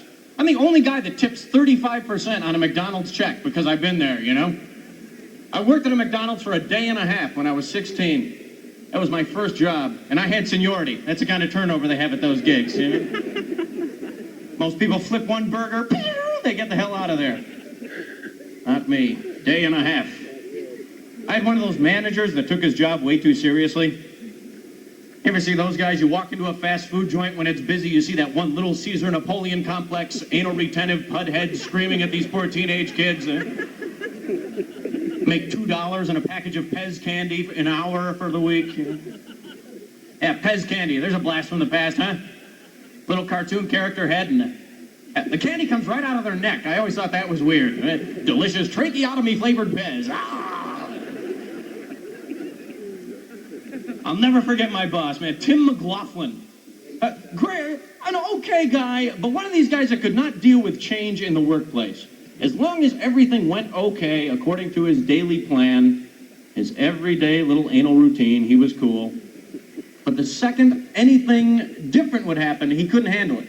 You know anybody like that? This guy would just snap. The shake machine is down! Oh, God damn it! We got the lunch crowd coming in 15 minutes. You're telling me the shake machine is down. Oh, beautiful! More pressure and bullshit in my life. Oh, God! tell this guy the shake machine was broken down? He got instant Tourette syndrome. Calm down, boss. This guy was 24 years old. He'd had 13 strokes by the time I started working there at McDonald's. One of those guys that was so uptight, he always had that big blue vein throbbing in his head. To scare the hell out of me. I thought his head was going to explode at any second. Come on, boss. Let's get that vein down. Come on. Let's try some Krishna chanting. Om, Om, Om. You're bathed in a soft white light. Om. Om, you're back in the womb, you're doing the backstroke and amniotic fluid, there are no problems. Om. Just try to help him out. He never had the patience. Om, fuck it, the shake machine is still broken. All right, boss, doesn't work for everybody. See, people with these weird jobs, you wonder how they took that first step and got into that occupation. Geraldo did a show on male strippers, like Chippendales guys. Pretty interesting guys. They said their job consists of coming out, they shake their moneymaker for a bachelorette party. If the women really like a particular stripper, they will come up to the stage and stuff dollar bills in the guy's G-string. There's your income. But boom, instantly I've got this recurring nightmare of myself as a male stripper. I'm in the dressing room after the show, hanging out with my coworkers, having a couple of beers. They're all pulling big wads of 5s and 10s out of there. I've got 3 cold nickels clinking around in mine. I don't know how you guys do it. I've been getting skunked on the tips. Maybe it's me. Maybe the women don't find me sexy. Sorry, that was me. I don't know what I'm doing. Sorry. All right, whether you're 7 or 70, fart jokes are a laugh riot. Isn't that weird? No matter how smart you are, you still crack up at a good fart joke. You know? Einstein cracked up at fart jokes. You know he had to. Hey, Marie Curie, put my finger. This is a good one. Well, back to my relativity theory. Oh, God. That would be embarrassing. I have a girl back in my hometown that now makes a lot of money as a jingle singer. That's her job, singing the little songs that you hear in ads. That'd be a great job. I'd love to do that. Show up at the office for like 2 seconds, punch the time clock. Okay, Tom, take it. Whenever you're ready. 1, 2, 3, 4. Nabisco, ding! See everybody tomorrow. Oh, Jesus, what a day. I am bushed. Where's that dog with my slippers? I show up the next day, punch in. 5 men. Christ almighty, 2 words. That's time and a half, you bastards. 5 men, 2 words.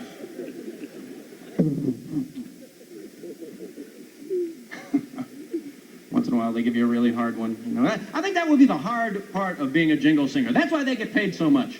They really have to work themselves up into a fever pitch of intensity, singing about really retarded things. That always cracks me up. Like, what process do they go through to reach that amount of vocal commitment? Isn't that weird? We do chicken ride! It's like, calm down, you're talking about deep-fried meat. You are not Bruce Springsteen. Shut the hell up. Strange, strange way to make a living. Oh, God. So what else, man? I was talking to my brother earlier in the week. Great guy. I love him. He's got 3 kids, ages 5, 7, and 9. All 3 of them are going out trick-or-treating as Freddy Krueger. And everyone in their class is being Freddy Krueger. Syracuse's Planet of the Freddy Kruegers this Halloween.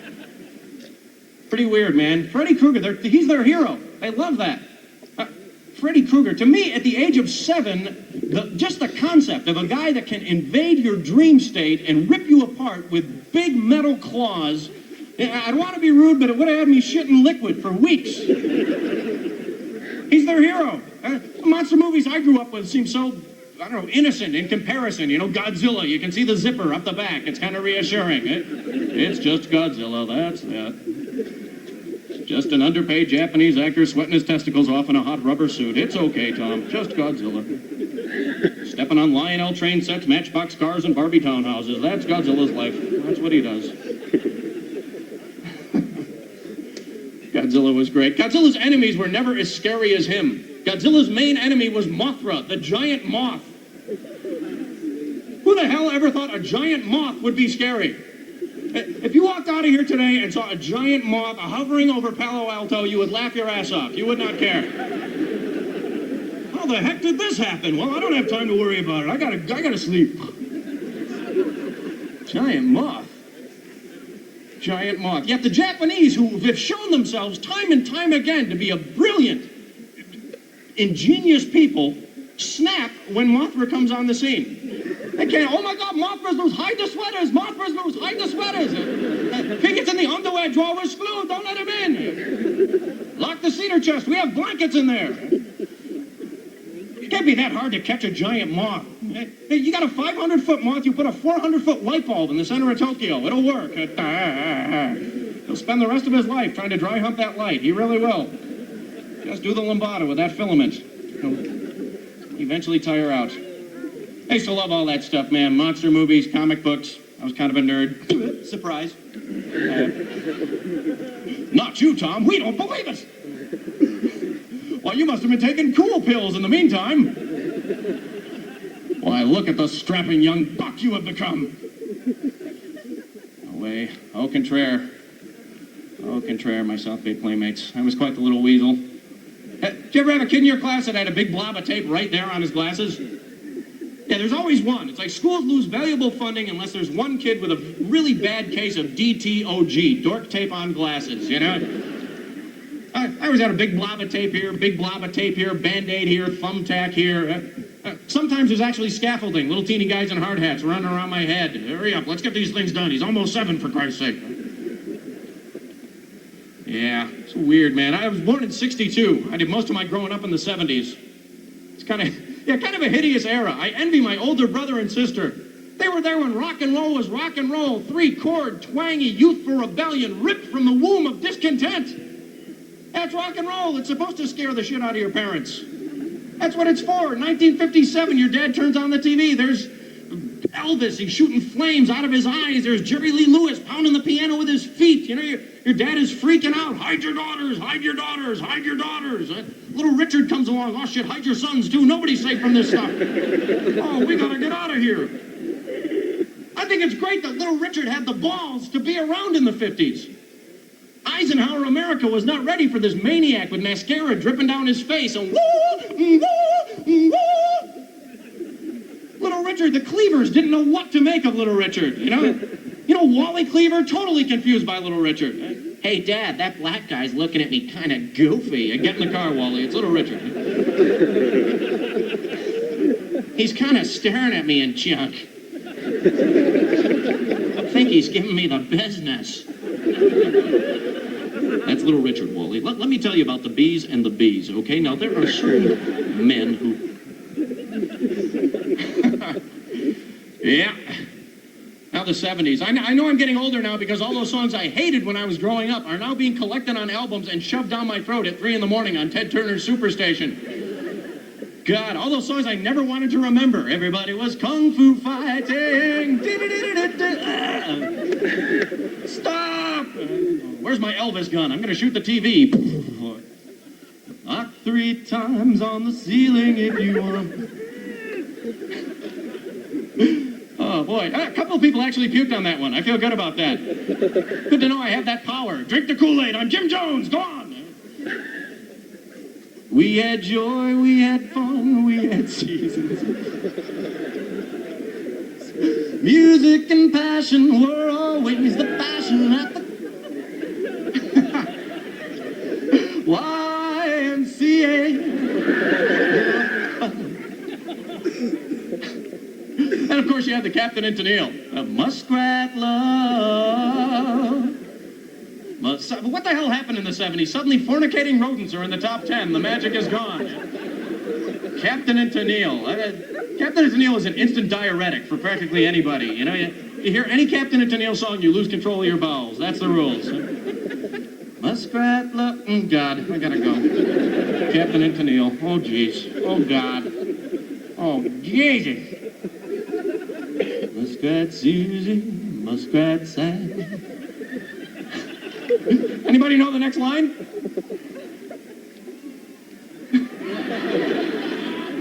Wow, you must be older than you look. All right. great. That was pretty great. Did I say the F word in front of you? I'm really embarrassed.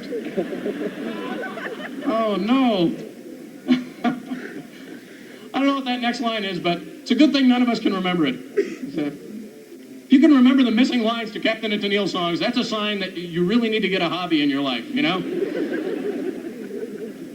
Actually, if you can retain that kind of knowledge, you can go on shows like Jeopardy and win $1 million, you know?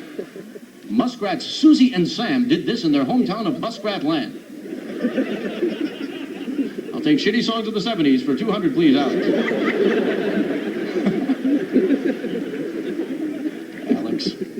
Alex Trebek is my favorite, man. I love the way they show back-to-back in the Bay Area, Wheel of Fortune followed by Jeopardy.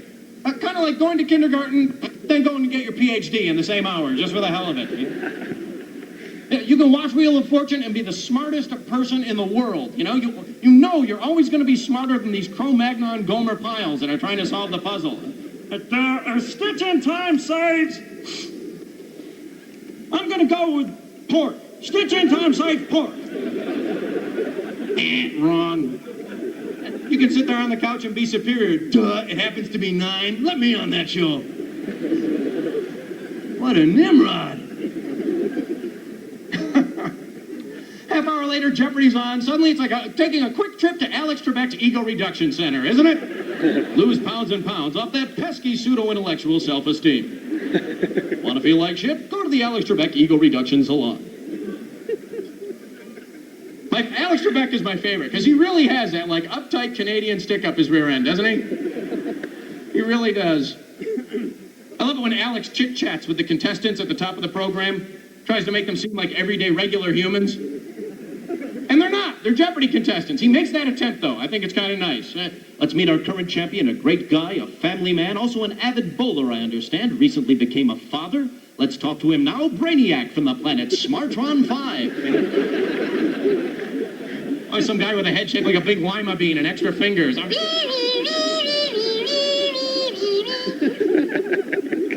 Bolts of otherworldly energy popping out of his head. All those facts trying to get the hell out of there. Jesus, it's crowded in this guy's head. Alex loves to act superior. Trebek loves, he has an inferiority complex. I read recently that he himself, I think, either didn't go to college or didn't go to high school. I think he's a high school graduate. I just think that's hilarious. He has this inferiority complex about the contestants who he knows are smarter than he will ever be. So he really revels like a pig in shit. He loves it on those rare occasions where all 3 contestants will zone out and not know the answer to a question. Did you ever see him get into that? It's like, no one. No one knows the answer. Interesting. What are argon and xenon? Of course, is the answer. Argon and xenon, the 2 inactive gases on the periodic table of the elements. Argon and xenon. Fairly common knowledge. I thought one of you would know that. Apparently not. Shut up, Alex! You didn't know that! You guys have been a lot of fun. Thanks for listening to me rant and rave up here. Enjoy the rest. You've been a lot of fun. Tom Kenny, ladies and gentlemen. Tom, take a bow. Take a bow. That's Tom Kenny. Yeah. All right. We're going to do a little band thing here. Before I do, I want to thank you. We came back to the Bay Area, about 4 months ago. And it's always a little scary because you don't know what's going to happen. And I just want to take time. Light bulb. Nice to, no, it isn't. Who am I kidding? This is great that you're leaving right now. If you could just move over a little bit, please move towards the middle. We need to squeeze in a few more people. If you just move. I feel good. Thanks for asking. I quit smoking recently. Feel very good about that. As a matter of fact, I put out my last cigarette right before I came out here, so I feel very strong. I don't miss it at all. What's it been, a minute? Nothing. Actually, it's been 2 weeks. Day 14. Still feel like I have hostages at my house. First couple of days, you could kill someone when you quit smoking. Very intense. Although I have a lot more respect for that whole PMS theory. Just a little bit more cranky. I'm trying to stay in shape. It's not gonna happen. I'm not gonna work out. You can't make me. I'm lazy and I like it.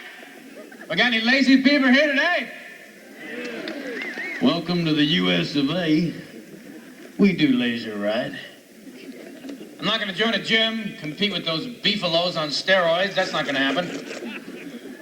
Steroids are no good. I just closed another factory in Los Angeles that were manufacturing steroids. Closed the place down because they're experimenting on animals.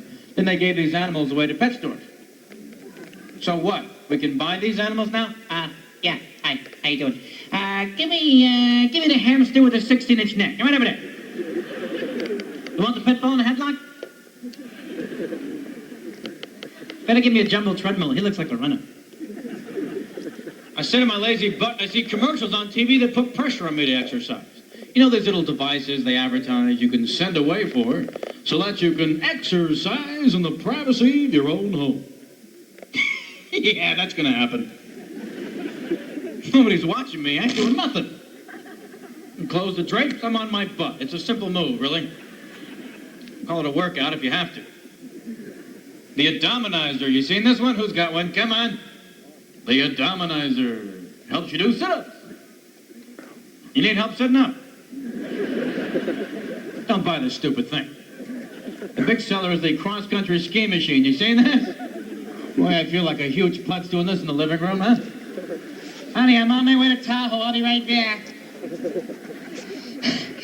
Just get over this next crest. Nothing in my way, really. Just these damn drapes. Find some snow. Have a life. Don't let anybody see you doing this. Plus, cross-country skiing is the most extensive workout you can do. It's the toughest. I'm lazy. If I had to have a ski machine in my house, it'd be a water ski machine. Here we go.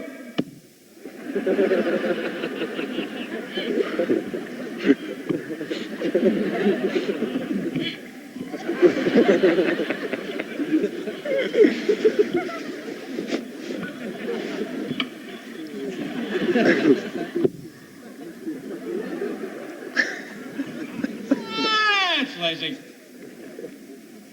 So, to come back home, this is great. I live in Los Angeles now, and yeah, it sucks big time. We were trained in Northern California to hate Los Angeles. Starts from very young. What are you kids, 7 years old? Pay attention. We got reading, arithmetic, history. LA sucks. One more time. Here we go. I thought it was mutual when I moved there. I thought they hated us too. They don't even know we're here. Everything north of Santa Barbara, the roll drops off. They have no idea what's going on. Keep sending out ships. They don't come back. So I hate it. It sucks. Not a long flight from LA, just long enough to get up in the air, have the stewardesses push the drink cart down the aisle, but not quite long enough to have a drink, which kind of sucks. Here's all the booze you could have, but just had a few more minutes. Liqueurs from all over the world. Now, pilots are drinking now. This is a good thing, huh? I'll buy the first round. Just get her on the ground first, will you please? Come on. No smoking in the bathroom. Damn it. Big plaque right in the bathroom. Tampering with the smoke detector is a federal offense. A federal offense. Seems kind of stiff penalty-wise, doesn't it? Let's compare. Ivan Boesky embezzles $100 million. It's a furnished condo at Club Fed. I remove a couple AA batteries. I'm sharing a cell with a guy named Stinky who's trying to sell my butt for a carton of Camels. Thank you. Where do I sign up for that one? Yeah. I actually flew back from New York not too long ago. Never flying into New York, JFK Airport. Annoyingly large. The distance, you get off the plane, the distance between your gate and your bags is about a day's journey, pretty much. They give you a backpack as you get off the plane so you can make it to your luggage. People selling berries and nuts along the way. There's tables, little cups of water, you splash yourself as you're running to your bag. People on the sidelines, only 2 more miles.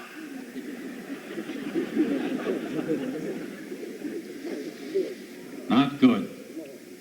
So I come back home, my dad, I'm sure, going to gather us around the dinner table tonight. We can't stop him, we've tried.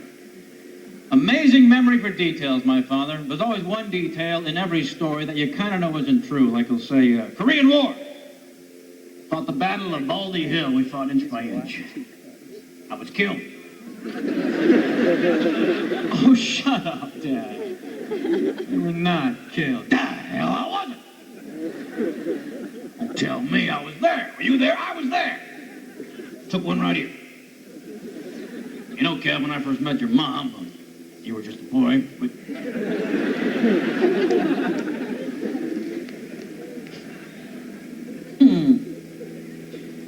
Trying to eat right. Stay away from fast food, please, whatever you do. I have a bone to pick at Burger King. I can do this right now. Please don't try to stop me. Burger King now offering a bagel sandwich. Anybody seen or heard the advertising for the bagel sandwich at Burger King? Grew up in a Jewish home. Of course, right now a lot of you are thinking, another Jew comic. There's a surprise. I grew up eating bagel sandwiches, so I heard about the bagel sandwich on the go. It sounded pretty good. Until I found out what's available in the bagel sandwich from Burger King. Ham, bacon, and sausage. There's a genius working overtime, huh? Why just offer us a Hindu burger with pictures of the missing cows in the back? I mean, think there'd be one Jew on the board of directors of Burger King who would say, fellas, trust me. Bagel, pig, not good.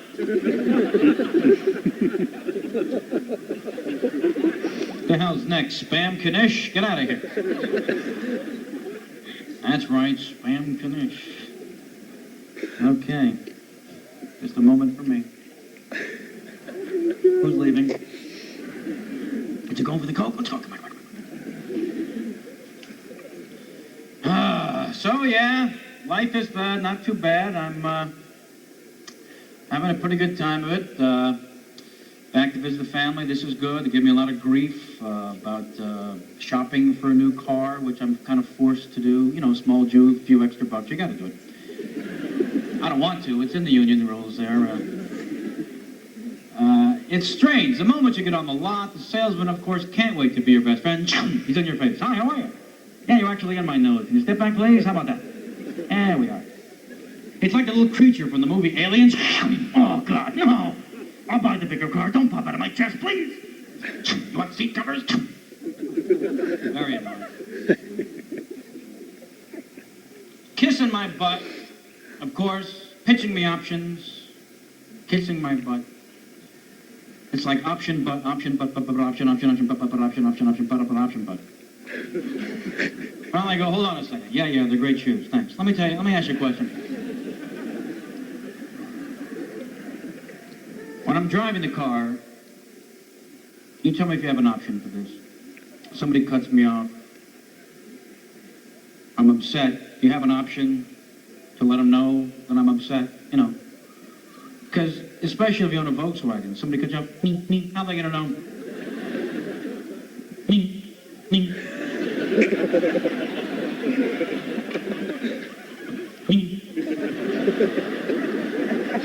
Is that going to bother this guy? The fact that I have a horn with a hair lip? The correct answer would be no. I'm not buying the new Volkswagen. I looked at those. I'm not buying that car. What's that, the Frusenglage? I'm not buying that car. I am not buying the Haagen-Dazs car. It's not going to happen.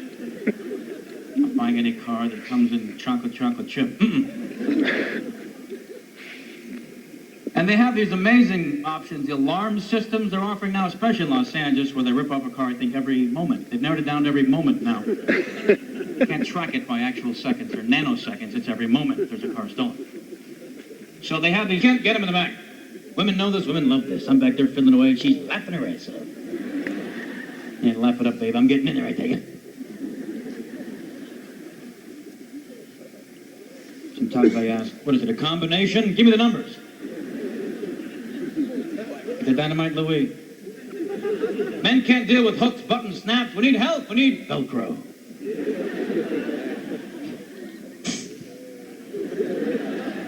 Quick in, nobody gets hurt. Very simple idea, the Velcro problem. No way I was the first idiot to think of this. And yet they do not exist. Why? It's a conspiracy to keep men out. Because we've done training. They're going to air it live nationwide November 9th. Yeah, air it live Taped it a few days ago. And satellite feed it to the troops in Saudi Arabia. It was really neat. Yeah, I walked down the stage and said what an honor it was, of course, to perform for the troops here in war-torn San Diego. That afternoon I arrived. Instead of a helmet, they gave me a beach ball. It's a very tough place. But it's a great opportunity, and I guess they're taping this also for the troops, which is wonderful. And I'm sorry, did I say wonderful? I think I meant fabulous. So with the troops down, we just take a moment to wave. Just spin around the camera, everybody wave, and show a little support. Spin the camera, go ahead. Look at all the incredibly warm and comfortable people in the comforts of sunny California. Let me tell you something, the drive here this afternoon, that was no picnic. Huh? I'm serious, sitting behind a cushion wheel in a tank. Traffic's what, light to moderate? Little bit more difficult coming to the airport here today. Come on.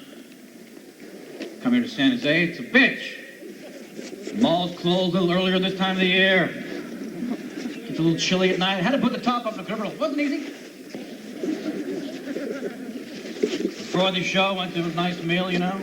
Danger looming as I hand my keys to the valet parker. Kid's still popping pimples, and I gave him my car. Just gave it to him. I went inside the restaurant, just like in the desert. Just like in the desert. I had to kiss the maitre d's' butt to get a good table. Oh, yeah. And then, just like in the desert, wine steward gets ill. I almost drank untested wine. Could have been killed. You know, it's times like that you realize how lucky you are to live in this country and have the freedom of choice. How grateful I am to the troops for defending my right to choose. I said no to the wine, I chose beer. Swordfish and beer. I looked like a putz, but I felt good. Proud of America. Yeah. So, we've had a nice year. You've missed nothing, those of you in the troops. We got real bad television now. You got cop rock. What the hell happened to this network that somebody behind a desk said, yeah, that's good. Put that on. What singing and dancing drama police show. This is basically what the description is. Is this supposed to be an actual deterrent to crime, the singing and dancing cops?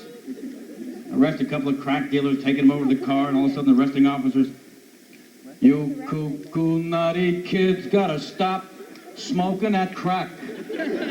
I'm telling you, it's a monkey on your back, Jack. I don't think this is gonna really cut down on the fabulous crack business. Could you guys want to break down the set, please, while I'm working? Because, God forbid, I would be the focal point. Let me give you a hand. I feel like a real putz. I really do. Can I carry a speaker? Maybe a, yeah, that's it. A Jew Teamster. That's going to happen. Thank you. Maybe the Jew Teamster foreman. Get this. Pick this up over here. Move it over to my truck. Get down the truck. Come on, hurry up. Does the band have to go? They got another gig? Yeah, do they need the rest of the mic stands and stuff? Go ahead. I'm sorry. I didn't mean to. I'm only going to be out another hour and a half. It'll be fine. We'll get the hell out of here. No, it's... We got to get the tent. There's a bar mitzvah apparently down the block. We got to get the shit out of here. Everything must go. Balloons, please. Everything must go. This dot of the microphone for someone's forehead later, that's fine. Everything must go. All right. We're going to break this down. No, movie-wise, you mentioned Avalon. I hope you get a chance to see this. It's been a bizarre year for films. Not a real believable summer. Yeah, Ghosts, they advertised you will believe, which is good. They're basically admitting this is bullshit, but you will believe. Whereas the rest of the movies, you just come out and say this is horseshit, please buy a ticket. Die Hard 2, Bruce Willis is in the cockpit, these guys throwing their grenades. Now, everyone here played Army, I'm guessing, as a kid. You pull out the pen, what do you get? 3, 5 seconds? What does Willis have in there, a day and a half? When all the hand grenades went in the cockpit, I look around all the men in the theater, and they're all going, 1001, 1002, 1003, eventually, 1034, 1035. Grenade should have definitely gone off by now. 1036. Total Recall? Stop it. Stop it! They're raving about Schwarzenegger's acting. I can't get around that Bela Lugosi on steroids voice that comes out of his head. You can't take this serious. Come on. I don't think he's going to get that Academy Award nomination he's been hoping for, you know? He's never been nominated. I don't know what these people in the Academy want. What do they want, a verb? Come on. They're so tough, the Academy. They're cranky people. You know, there's this amazing moment where I'm sure the screenwriter went through hell watching Schwarzenegger do this meaningful moment. The villain faces off the hero when the hero tries to convince the villain to not cut off the air supply to the people. So as a screenwriter, I'm sure he was sitting there in the blacked out windowed apartment writing this very meaningful moment where the hero says, you have what you want. Give the people the air. Yeah. A year later, he's on the set, he sees Schwarzenegger. You have what you want, give the people the air. Oh, God. No. And you know, that was Arnie's best take, you know? It was like 20 on the cutting room floor. You have what you want, give the people. Cut. All right, I'm sorry. I'll be in my trailer. Give me a moment, please. Captain Kirk. All the muscle men now are big in the theaters now. Jean-Claude Van Damme, you seen this guy? Sounds like 3 chefs that screwed up the soup, doesn't it? Jean-Claude Van Damme! Steven Seagal, marked for death, you seen this? Should be marked for cable, this film, huh? Who is Darkman? That was a big question this summer. I saw this movie. Who is giving me my $7 back? That's what I want to know. Shit, who the hell Darkman is? I want cash now. Oh, man. Who's next, you know? Tyson? You have what you want. Give the people the air. Come on. Give it back to them. I don't understand what the problem is. Give it back. You have to breathe. You have to breathe.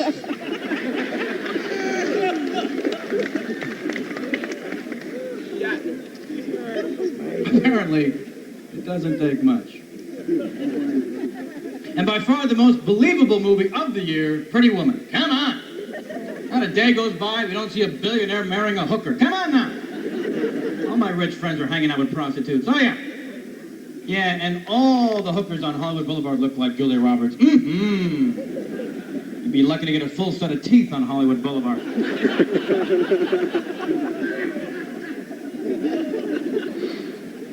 The merchandising. Wait, there's more. The merchandising on the Dick Tracy films didn't really pan out for them the way they wanted to, huh? I guess the prices are coming down on the toys and the watches and stuff. I have great respect for Warren Beatty as a filmmaker. I think Red's one of the great, great films. I just don't know how many 12-year-old kids want a 52-year-old actor on their lunchbox, you know? I don't remember having a Jimmy Stewart thermos when I was a kid. Little Jimmy Stewart doll, he pulled a string. Hey, I'll tell you about my next picture, kid. Pull that string again. No, I don't remember that. Captain Kirk. Won't be too much longer, of course, before Hollywood totally exploits the situation in the desert. Oh, yeah, I'm sure scripts are being written right now. Coming to a theater near you this summer.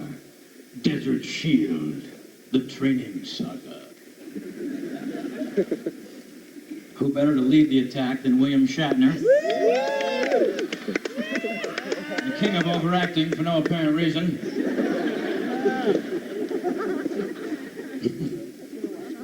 I'm glad they're making these films with him. Anything to keep him out of that T.J. Hooker outfit, huh? Jesus. First time I saw Captain Kirk dressed up as a cop, I said, hey, whoa, whoa, whoa, whoa, whoa. This guy had a starship. What does he have now, a Plymouth? Nice trade-in bill.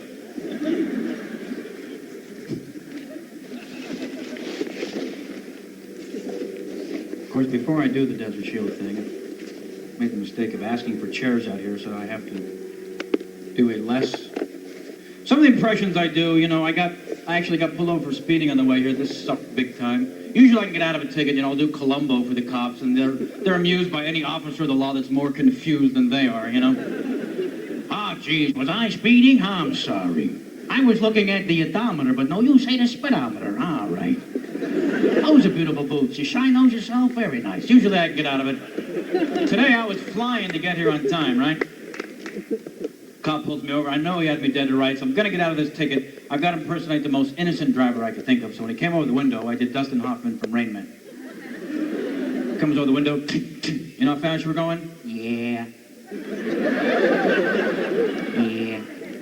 Yeah, 72.4 miles an hour. Yeah, definitely speeding. Yeah. Want to give me your license and registration? Of course, I'm an excellent driver. Yeah. Dad has been driving Saturday. Definitely on Saturday. All right, get out of the car. Oh. I got your ticket anyways. But if one of these other microphones work, of course they don't. They could. They maybe. Wait, yes, one. He's pointing. The man who signs the check is pointing. Is that pointing as in get off? No, wait, all right. Some of the impressions, as I just demonstrated, are a little more run-of-the-mill. I like to do a little more esoteric one. Now, how many Albert Brooks fans do we have in the audience here this afternoon? The rest of you, please leave, because you don't know who he is. You should never call yourselves a comedy fan. Basically, he's a lot like me, only much more neurotic. Here's the deal. I swear to God, I want my own show, okay? During the 70s, I was on The Tonight Show 50, 60 times. What happens? Letterman gets his own show. Is it fair? It sucks. That's just the way I feel. I want my own show. I'm going to try it out here this afternoon. I had to bring up someone from the audience to do this. Of course, no one in the front row is making eye contact with me right now. I need the white sweater draped over the shoulders. Please give her a nice hand. Let's hear it. Come on. Don't be frightened. Come on. They love you. Hurry. I got 2 minutes to do this. Please hurry up. Will hurt you if you don't come on. They're applauding. You have to come up here. Yeah. They won't stop. Come on. Don't be afraid. It'll be easy. Trust me. It'll be a lot of fun.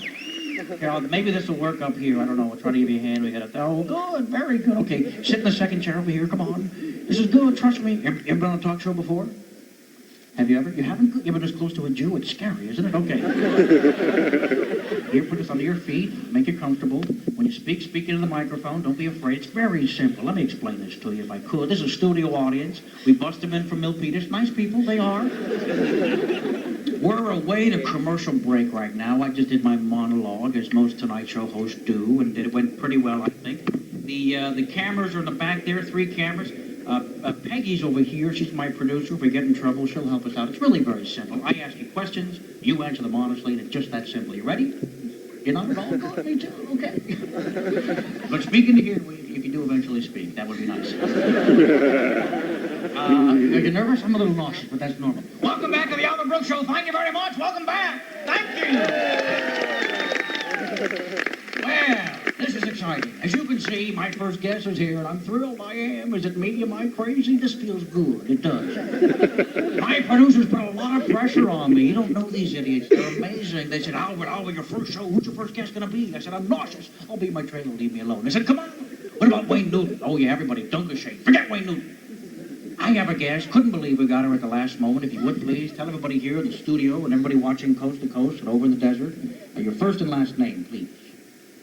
Jane Fonda. Jane Fonda. We'll be right back. I did a joke. Where does it say? Yes, is funny. I don't see that out there. Come on. Work with me here. Jesus, I can't believe it. She's being funny, Peggy. Welcome back. We were kidding during the break. She's so funny off camera. Now, if you would, please. We didn't necessarily get off to the right start here. Please tell everybody your first and last name if you would. It's a very important part of the show. Sort of like signing in on What's My Line. You tell them your name and we can proceed from there. It's now it's good, by the way. First name first. Karen Pollard. Karen Pollard? Karen Pollard, my first guest, huh? Couldn't believe it. Now, here's the interesting part. Yes. Karen, when you're not here on the Albert Brooks Show, having the time of your life, do you work, do you go to school, what do you do? Both. A little so they can hear you.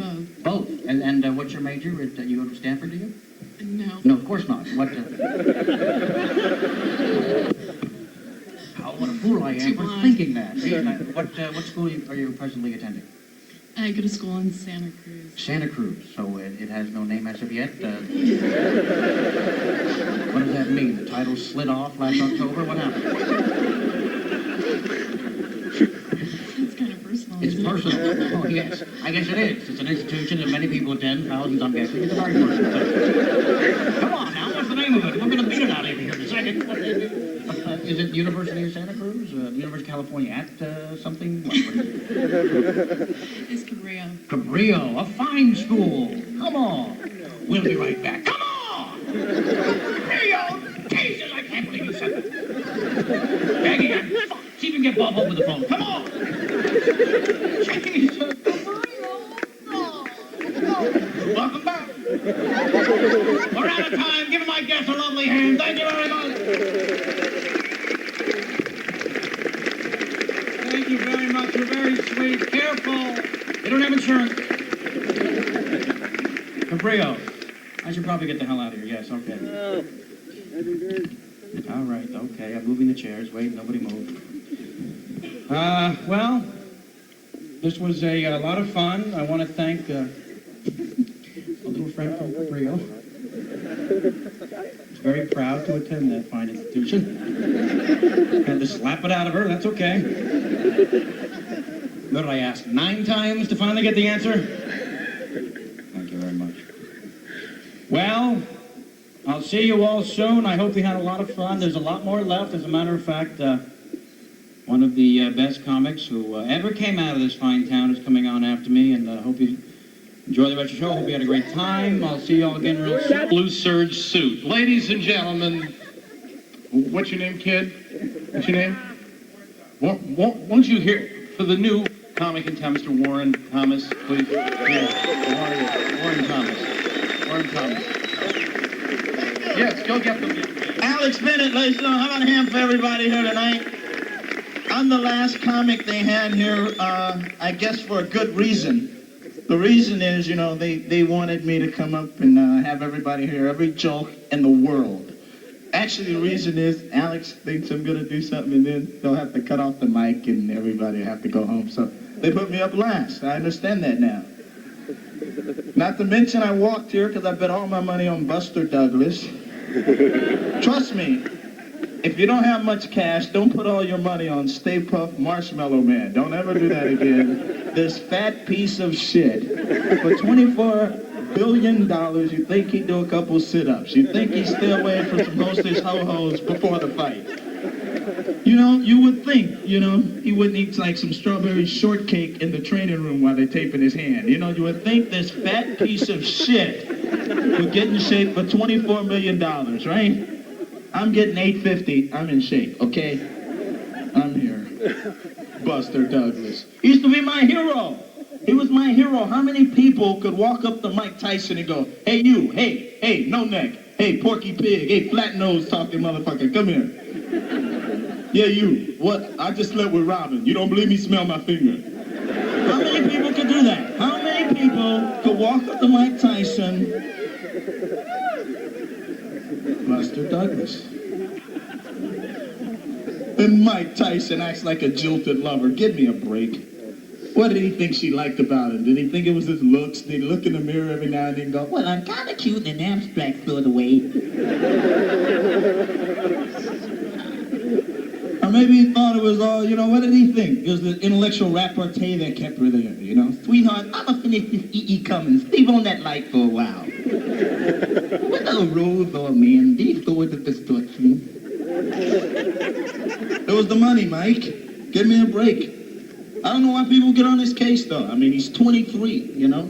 He's got all that dough. Of course he has an attitude problem. When I got my student loan, I was a dickhead for months. Nobody could tell me what to do. I'd wake up real early and go, I am king of the dorms. You will all be my slaves. Let there be spices and booty for all my men. Cheetos and hand jobs for everyone. I am the king. Where are the young, smooth Nordic boys to shove Jell-O cubes up my butt? Bring them to me now. I am the king. Come here, Hans. And no carrot shreds. I am the king. Give me a break, Buster Douglas. I'm real pissed off at him. In the Oakland A's, boy, did they take a shit in front of the world. It would have been a lot easier if they just would have pulled down their pants and took a shit and said, "Hello, America. I'm taking a shit in front of the world right now."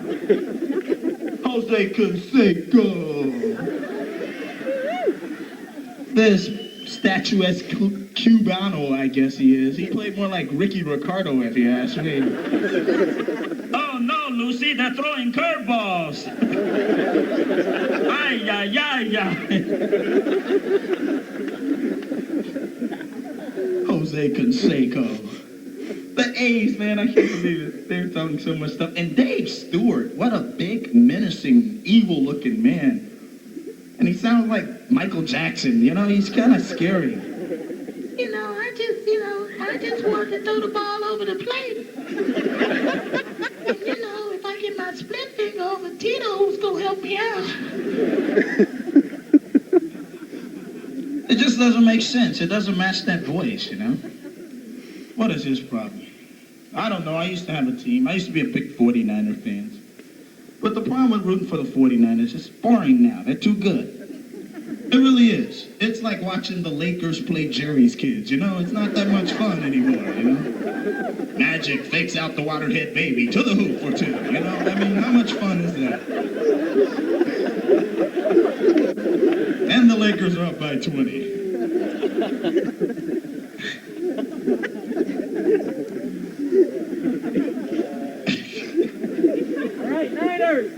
Yeah, Niners. I like the Raider fans, but the Raiders don't have a team no more. My father still roots for the Raiders, and they're gone. I say, Dad, get a new team. They left. They're gone. Get over it. That's like if your wife left you and you wouldn't watch her fuck on Sundays. You know, it doesn't make sense. Let her go. You don't go watch and go, woo, she still got it. She never did that play when she played up here. Then they gave him the Invaders, which was like Oakland Light, 1/3 less professionalism than your regular team. But New York, I like New Yorkers because they really care about sports out there. I was at a game, a guy stood up behind me and said, "Hey, get off the field. You suck, your mother sucks, and your sister would have sucked, but I didn't have $5 that night." I turn around and say, "Hey, let the lady finish the anthem. Relax, pal." Hello, the anthem. I'm sorry, I got channeled by a hack for no reason. What else is going on? What's happening? I'm talking to people like somebody's going to actually answer me from way up there. Yeah, this is a fun day for me. Drove down. Actually, I flew down. I just say drove down because I was on automatic pilot, but I would be in the moment. I didn't drive down. I flew down. That was kind of fun. My lovely girlfriend. We had a nice time. Anybody here got a girlfriend? Nobody wants to admit it, huh? They're like practice wives are what they are. It's true. A girlfriend's practice for when you have a wife. Then you got it all down. It's practice. Hey, all right, I got the concept down. I'm a dickhead. Okay, I understand that now. You ever get in arguments over the stupidest thing in the world? Honey, is it raining? What do I look like? The fucking weatherman? Okay. She claims she suffers from PMS, which is cool. I accept that. I watch Madonna use. I give a fuck, okay? But I suffer from PMS envy. I wish I had an excuse to be an asshole, but I don't.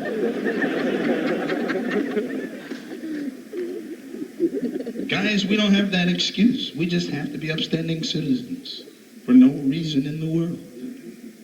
That's hard to do. That really is hard to do. Me and my girlfriend, we have a great love life. Oh, yes. Because she tells me what she wants in bed. I hate that. People tell you what to do your whole life. When you have sex, that's supposed to be your last bastion of freedom, fun, sex. It's free. You're naked. Your nuts are swinging in the air. You are free. You don't care how you look. You know you're free. Last thing you need is, okay, rub me here, squeeze me here, rub my breasts, rub my toes, okay, lick my breasts. No, counterclockwise, stupid. Now point my butt towards Mecca and get on this Ferris wheel, you know.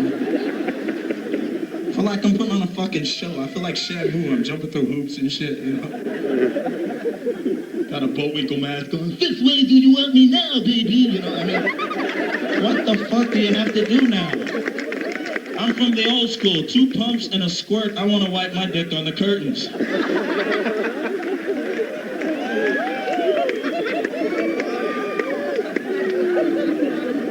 This ain't aerobics. It's an individual sport. I got mine, you get yours. You know what I'm talking about? Then she want me to find her G-spot. Like I'm MacGyver or some shit. I gotta go around finding things.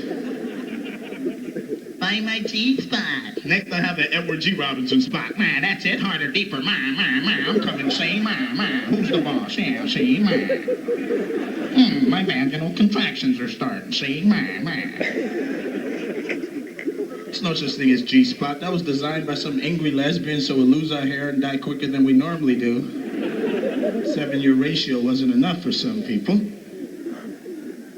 Then she wants me to practice this art of cunnilingus on her, which is fun.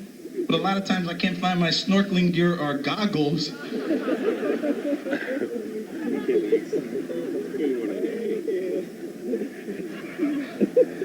Am I too dirty? Oh, okay, thank you. Thank you. I was just curious because I want to keep it clean. There's some kids out here. Cunnilingus is Charles Lingus' brother. Kids. Mommy, who's Cunnilingus? Oh, everyone has sex, though. I can talk about that. The Reagans have sex.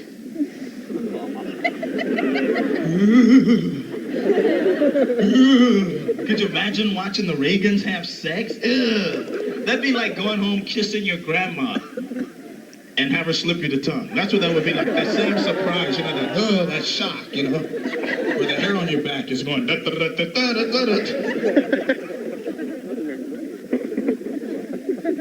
Remind me to talk about that. I got to do that bit last because they're going to cut off the mic after that one. Don't let me get out without doing that one. But I go home for the holidays all the time. My grandmother annoys me. She always goes, tell me a joke. I want to hear a joke. You know, as a comic, you hate that. I'm on a plane. I'm asleep. I'm tired. I got a hangover. Somebody says, hey, I'm a comedian. Oh, you're real funny. I'm not doing it now, bitch. Like you walk up to a doctor. Hey, how about a quadruple bypass while you're here on the elevator? My grandmother said, tell me a joke, tell me a joke. I got mad. I said, my brother's a gynecologist. Why don't you whip your old muff out and put it on the table? She goes, and her dentures fall in the soup. My grandfather gets his first hard-on in years. Some Pavlovian effect. Dentures fall when he gets hard. Dentures fall when he gets hard. Log that.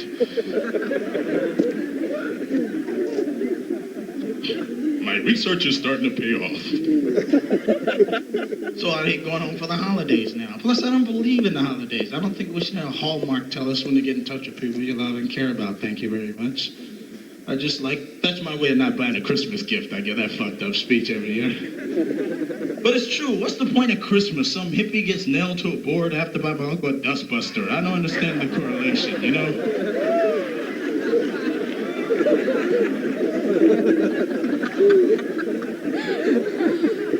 Thanksgiving. What's the point of Thanksgiving? No one cares about the Indians anymore. What, some guy's crying because somebody litters on the highway? Oh, yeah. You know, that genocide didn't piss me off, but when you threw that Dixie cup out the window, that's when I get pissed. Thanksgiving is just a day where everyone's Elvis for a day. Give me some ham, give me some pie, give me some cake, give me some peas, give me some pie.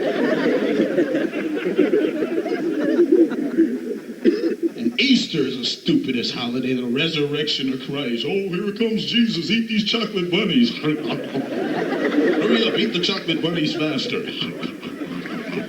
Hi, Jesus. He still looks pissed. Well, eat these little marshmallow things that no one likes. Big yellow stretched fucking birds that snap back in your face. Food by Whammo. He's back. We got to do these things. All of a sudden, he's Jason. What else can I talk about? What do you guys want to talk about? Yell some shit out. I don't have an act. Captain Kirk. What? I didn't hear you. Feldman? All right, I'll talk about Feldman. What about him? You know what's amazing about True Light Crew? First of all, you know, of course, nobody's like pro censorship. I think that's stupid. I think the whole arts endowment whole argument is stupid. But at the same time, you know, like some of these performance artists who want money from the National Endowment of the Arts, you know, they want money from the government. They want money because they're artists. You know, some guy jacks off in a Del Monte can and goes, I'm a rooster, I'm a rooster, I am a rooster. Give me some money. Get out of my face, get a job. It's amazing. True Light Crew is amazing. I'll tell you why they're amazing. Because, first of all, they're shitty rappers, for starters, okay? They can't rap. No, it's true. Now they're really famous and people go see them because of this phenomena, and they're shitty. They suck. We're True Light Crew. We're in the paper. We're in the paper again. Thank you. True Light Crew. Ooh. There's a guy in jail. His name's Charles Freeman, actually, in jail for selling a True Light Crew record. You know, I think he should be put in jail for, like, you know, selling Barry Manilow records or some shit like that. Like, if you sell Mandy, go to jail. That's the law. It's true. Amazing. Hinckley, that guy. He's in jail, but he gets conjugal visits. Yeah, Hinckley shot the president, and he gets to get laid. You figure that out. There's some logic. There's an incentive plan. He shot the president over Jodie Foster. I mean, if you're gonna shoot the president, just make sure the babe's really good looking. That's just my philosophy on life. Jodie Foster, I wouldn't harass a city councilman for Jodie Foster. I wouldn't make a threatening phone call to a state controller over Jodie Foster, let alone shoot the president. I live in Los Angeles now. My girlfriend lives up here in San Francisco, which is kind of interesting. So we have phone sex, which is kind of fun. Like an idiot, the other day I get the phone stuck up my ass. I'm late for work. I got the cord sticking out. I'm walking around. You can't win. You just can't win. That's my whole point. You can't win. How much time I got to do up here? When's my sentence up? How much time? Woo! Boy, I got a lot of time to fill. I ran out of shit about 20 minutes ago, you guys. Glad you're still here. What? You want to hear Burger King? I can't believe someone actually left their home and yelled Burger King at me. I've never heard of a Burger King joke, whoever you are. You're at the wrong show. This is not Byron Allen. You got the wrong Negro. Negro Identification Police. Negro Identification Police. It's true. Some white people can't really tell you apart, and you know who you have friends like that. You know who I'm talking about. And some of you might even be here. It gets more ridiculous the further you get away from the city. I'm serious. I'm in Bakersfield, and some lady went up to me, "Can I have your autograph?" You know, I thought she saw me on Saturday. She said, "God, I can't believe Kareem Abdul-Jabbar." So I threw my goggles at her and cussed her out. I know. It is fun, though. It is an amazing place. I like Georgie Porgy, pudding pie, Georgie Porgy. The Bushman, there's a guy. Woo, Lord, what happened to him? He's really upset, though, you know. Had to start this big diversion, I guess, to keep Neil Bush off the front page, kids, in case you're wondering why mustard gas getting shoved up your ass right now. Now you know. Neil Bush, you know, that's a complete sentence once you get inside the prison walls. He's going to have a lot of fun. I thought this was Stanford. Come on, get that shit quicker. Come on, let's roll.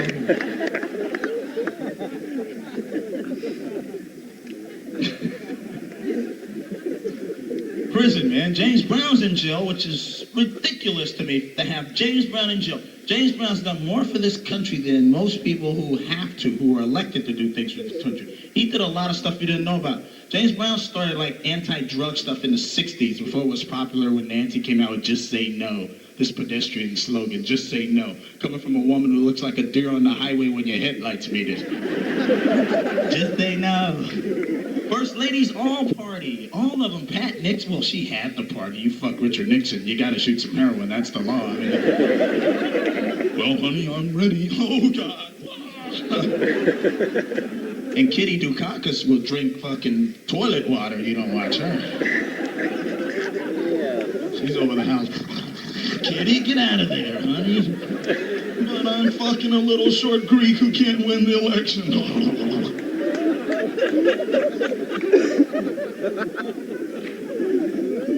Kitty and George. I mean, Barbara doesn't have to party. She looks in the mirror. She's high for days. Come on, Barbara looks like Lauren Green in drag. You know that's true.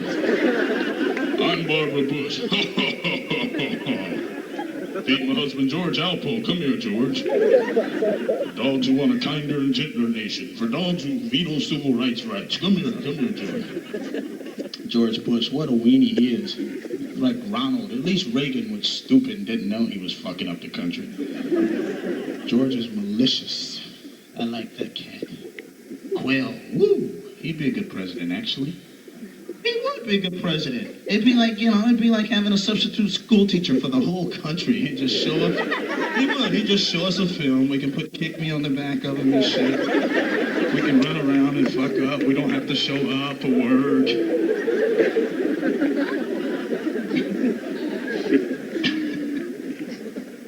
Who would know?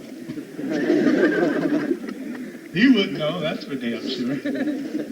But it's going to be fun. It's going to be an interesting year. This year is going to be very interesting. Hope everything gets resolved. I knew we were going to go to war when I saw Bob Hope working on some new shit, though. That's an old guy, huh? Bob Hope. How old is Bob Hope now? About 3,000 or some shit?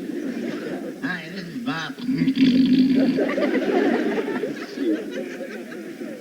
I miss him, though. I miss that guy. He's not there anymore. I met him once. It was scary, though. It's like looking at someone who you've seen forever and just going, "It's Bob Hope. What do you say to Bob Hope? Want to smoke some crack, dude?" I can't believe crack is still prevalent in the community. I cannot believe they allow that to go on. I mean, it's a fucking Nazi conspiracy, if you ask me, I mean, in the old days, they used gas. Now it's crack. It's just genocide is all it is. It's fucking bullshit. I remember when I was a kid, crack was when a fat guy would come fix your washing machine. You could see his butthole. That was crack. And we were happy to have it. We didn't eat crack when I was a kid. You smoke a joint, eat a Twinkie, take a nap, nobody got hurt. Life was simple in the old days. Marijuana, remember that stuff? Well, yeah, marijuana, there was a good idea. You always had good ideas when you were marijuana. You get creative, but you have no motor skills, is what happened. You wake up going, man, I got a great idea for an alternate fuel system for the space shuttle that's cost efficient and it's environmentally correct, too. Check it out. But I can't find a pencil. I'm going to put it on this Etch-a-Sketch. Nobody mess it up. Don't shake this. I'm going to go call the NASA dude. Dial 411. NASA dude, please. Now alcohol is the chosen drug of America. Alcohol. There's a lethal weapon right there. More people die. Alcohol-related deaths than anything in the world. And yeah, I mean, think about it. I quit drinking. You have to find your point where you figure that's enough, or you can do it. Some people can manage, some people can't. Everyone knows that. One morning, I woke up with a bag lady. I knew I crossed that fine line. She said, "Do you still love me, Warren?" I said, "No, but I'll fix your Safeway cart from going round and round in circles. I think you got a wobbly wheel. Hand me my tool belt. Here's that crushed Coke can I promised you." You know how materialistic women are. Whatever happened to love? Well, I'm going to get out of here in a couple minutes. I'm going to do one more bit. Do another bit. This has been a lot of fun. You guys, thanks for coming out here tonight. We appreciate it. The performers, we really do. We appreciate you guys coming out. You got a couple more minutes in you or not here, huh? Couple more minutes. Do a couple more minutes. Take me a sip of water. Do a couple more minutes, and then we'll get out of here. You guys are really great. And You know, I mean, I feel like, you know, I'm on top of it going, it still feel good. Stop it, stop it, stop it.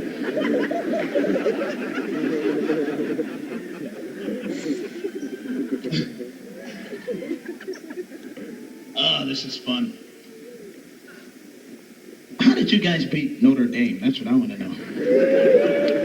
Did Buster Douglas coach that week for Notre Dame? I think Notre Dame said, who we play next week? Stanford. And then they got their ass kicked. I thought that was great. That was kind of good. Because Notre Dame, man, they're hypocrites. Guys talking about, yes, we're Notre Dame. God is on our side. Like he's not busy enough to worry about some asshole fumbling. You know what I'm talking about. Who is my favorites? I don't know. I'm going to get out of here in a couple minutes. Anything else? Sammy Davis died. Didn't you know Sammy died? Sammy died. I couldn't believe Sammy died. Because Sammy's one of those people you always think is going to be there. Because I remember the first time I was associated with him, he could have had me thrown in jail and he didn't. I was in Vegas. I was like 19. I was drunk off my ass. Well, that's what the police report said, but that's still in litigation. Anyway, I stood up and said, hey, woo! Hey, you one-eyed motherfucker, I want to hear Candyman. I want to hear Candyman now. Sammy said, hey, chill out, man. Okay, dig? Sammy Davis and Sandy Duncan guest star on 2020.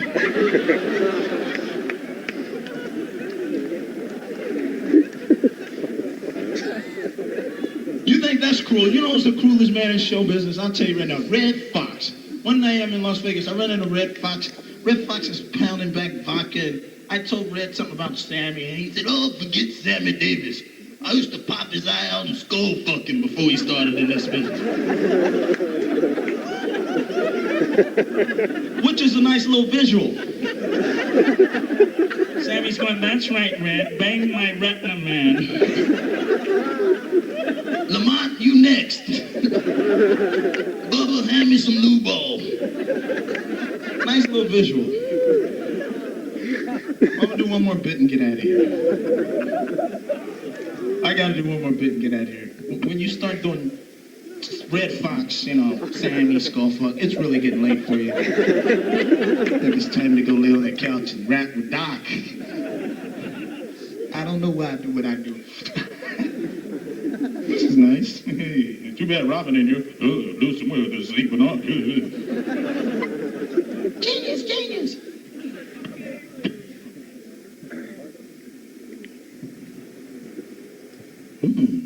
That's right. That's right. Purple, huh? Hey, look, it's Buster Douglas.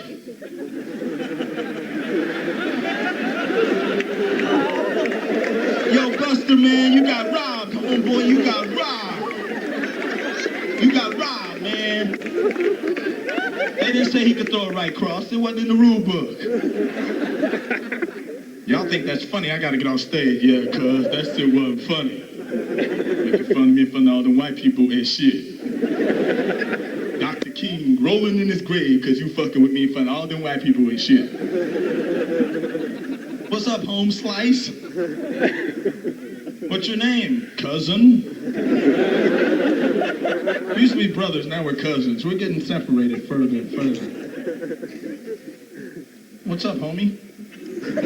What's your name, man? Oh, you don't want to talk to me now? Okay, I call you Buster Douglas, now we can't be friends. See how fickle people are? I'm Buster Douglas. You look like George Kirby. Whoa, it's good to be out of the joint. Don't you hate when a young, smooth boy comes into your cell and you ain't got no more cigarettes? That nice butt right there and you ain't got a viceroy to your name.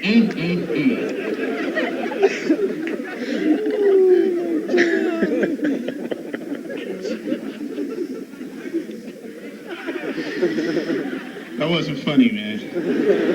He said that guy Buster was coming up behind me.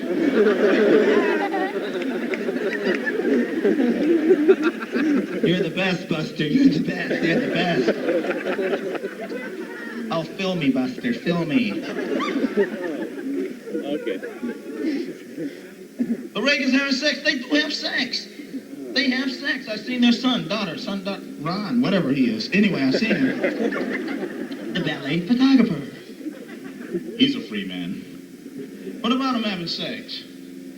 No, you know, you get in trouble for so much stuff. I got in trouble for something. I was doing a benefit for the ACLU. You know, ACLU, they'll defend anybody if they can get their name in the papers. Their philosophy, I guess. We'll defend the KKK. We'll defend the Black Panthers.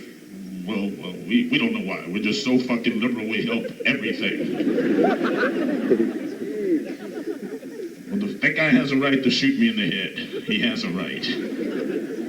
No, I remember I was doing this bit, and this guy got mad at me for using the word fact, which I use not in any other way other than it fit what I was talking about. You know the difference? I have gay friends. I'm in showbiz. I think you know what I'm talking about. Who cares, right? Really, who cares? You got more problems in your life than worry about what somebody's doing, right? The guy gets mad if you use the word fat. And the word fit, because I wasn't talking about gay people. I was talking about this flaming guy that I knew who'd throw his lifestyle in my face. You know the type, you minding your business, they come up to you, ooh, I was just sucking dick all night long. You wouldn't believe it. There was this nut slapping on my chin. Do I have a bruise on my chin? If there a bruise on my chin, them nuts was going pop, pop, pop at 2.5-second intervals. Just pop, pop, pop all on my chin. You know the type. You're trying to eat. Okay. Do I have dick breath? You get away. He was a fag. That's who I was talking about. Nothing to do with gay people. You know, and then I have to defend myself. Someone called me homophobic, which is the fear of homosexuality, which could be construed as anything. People call anybody macho, homosexual. Macho's a negative, derogatory word. What I mean by macho is people who don't act like Donahue. That's all I fucking mean. I can't. I mean, Donahue, I'm sure he menstruates. I'm sure he does. I know, Donahue. Honey, it's Marlo, hand me one. He's so sensitive. You know, and then I have to defend myself because I made a joke, you know, and I was talking about, because I'm an animal rights activist. All I said was, if you use, like, a rodent for recreational sex, you should at least eat it, because if you kill an animal, you should eat it. That was my whole point.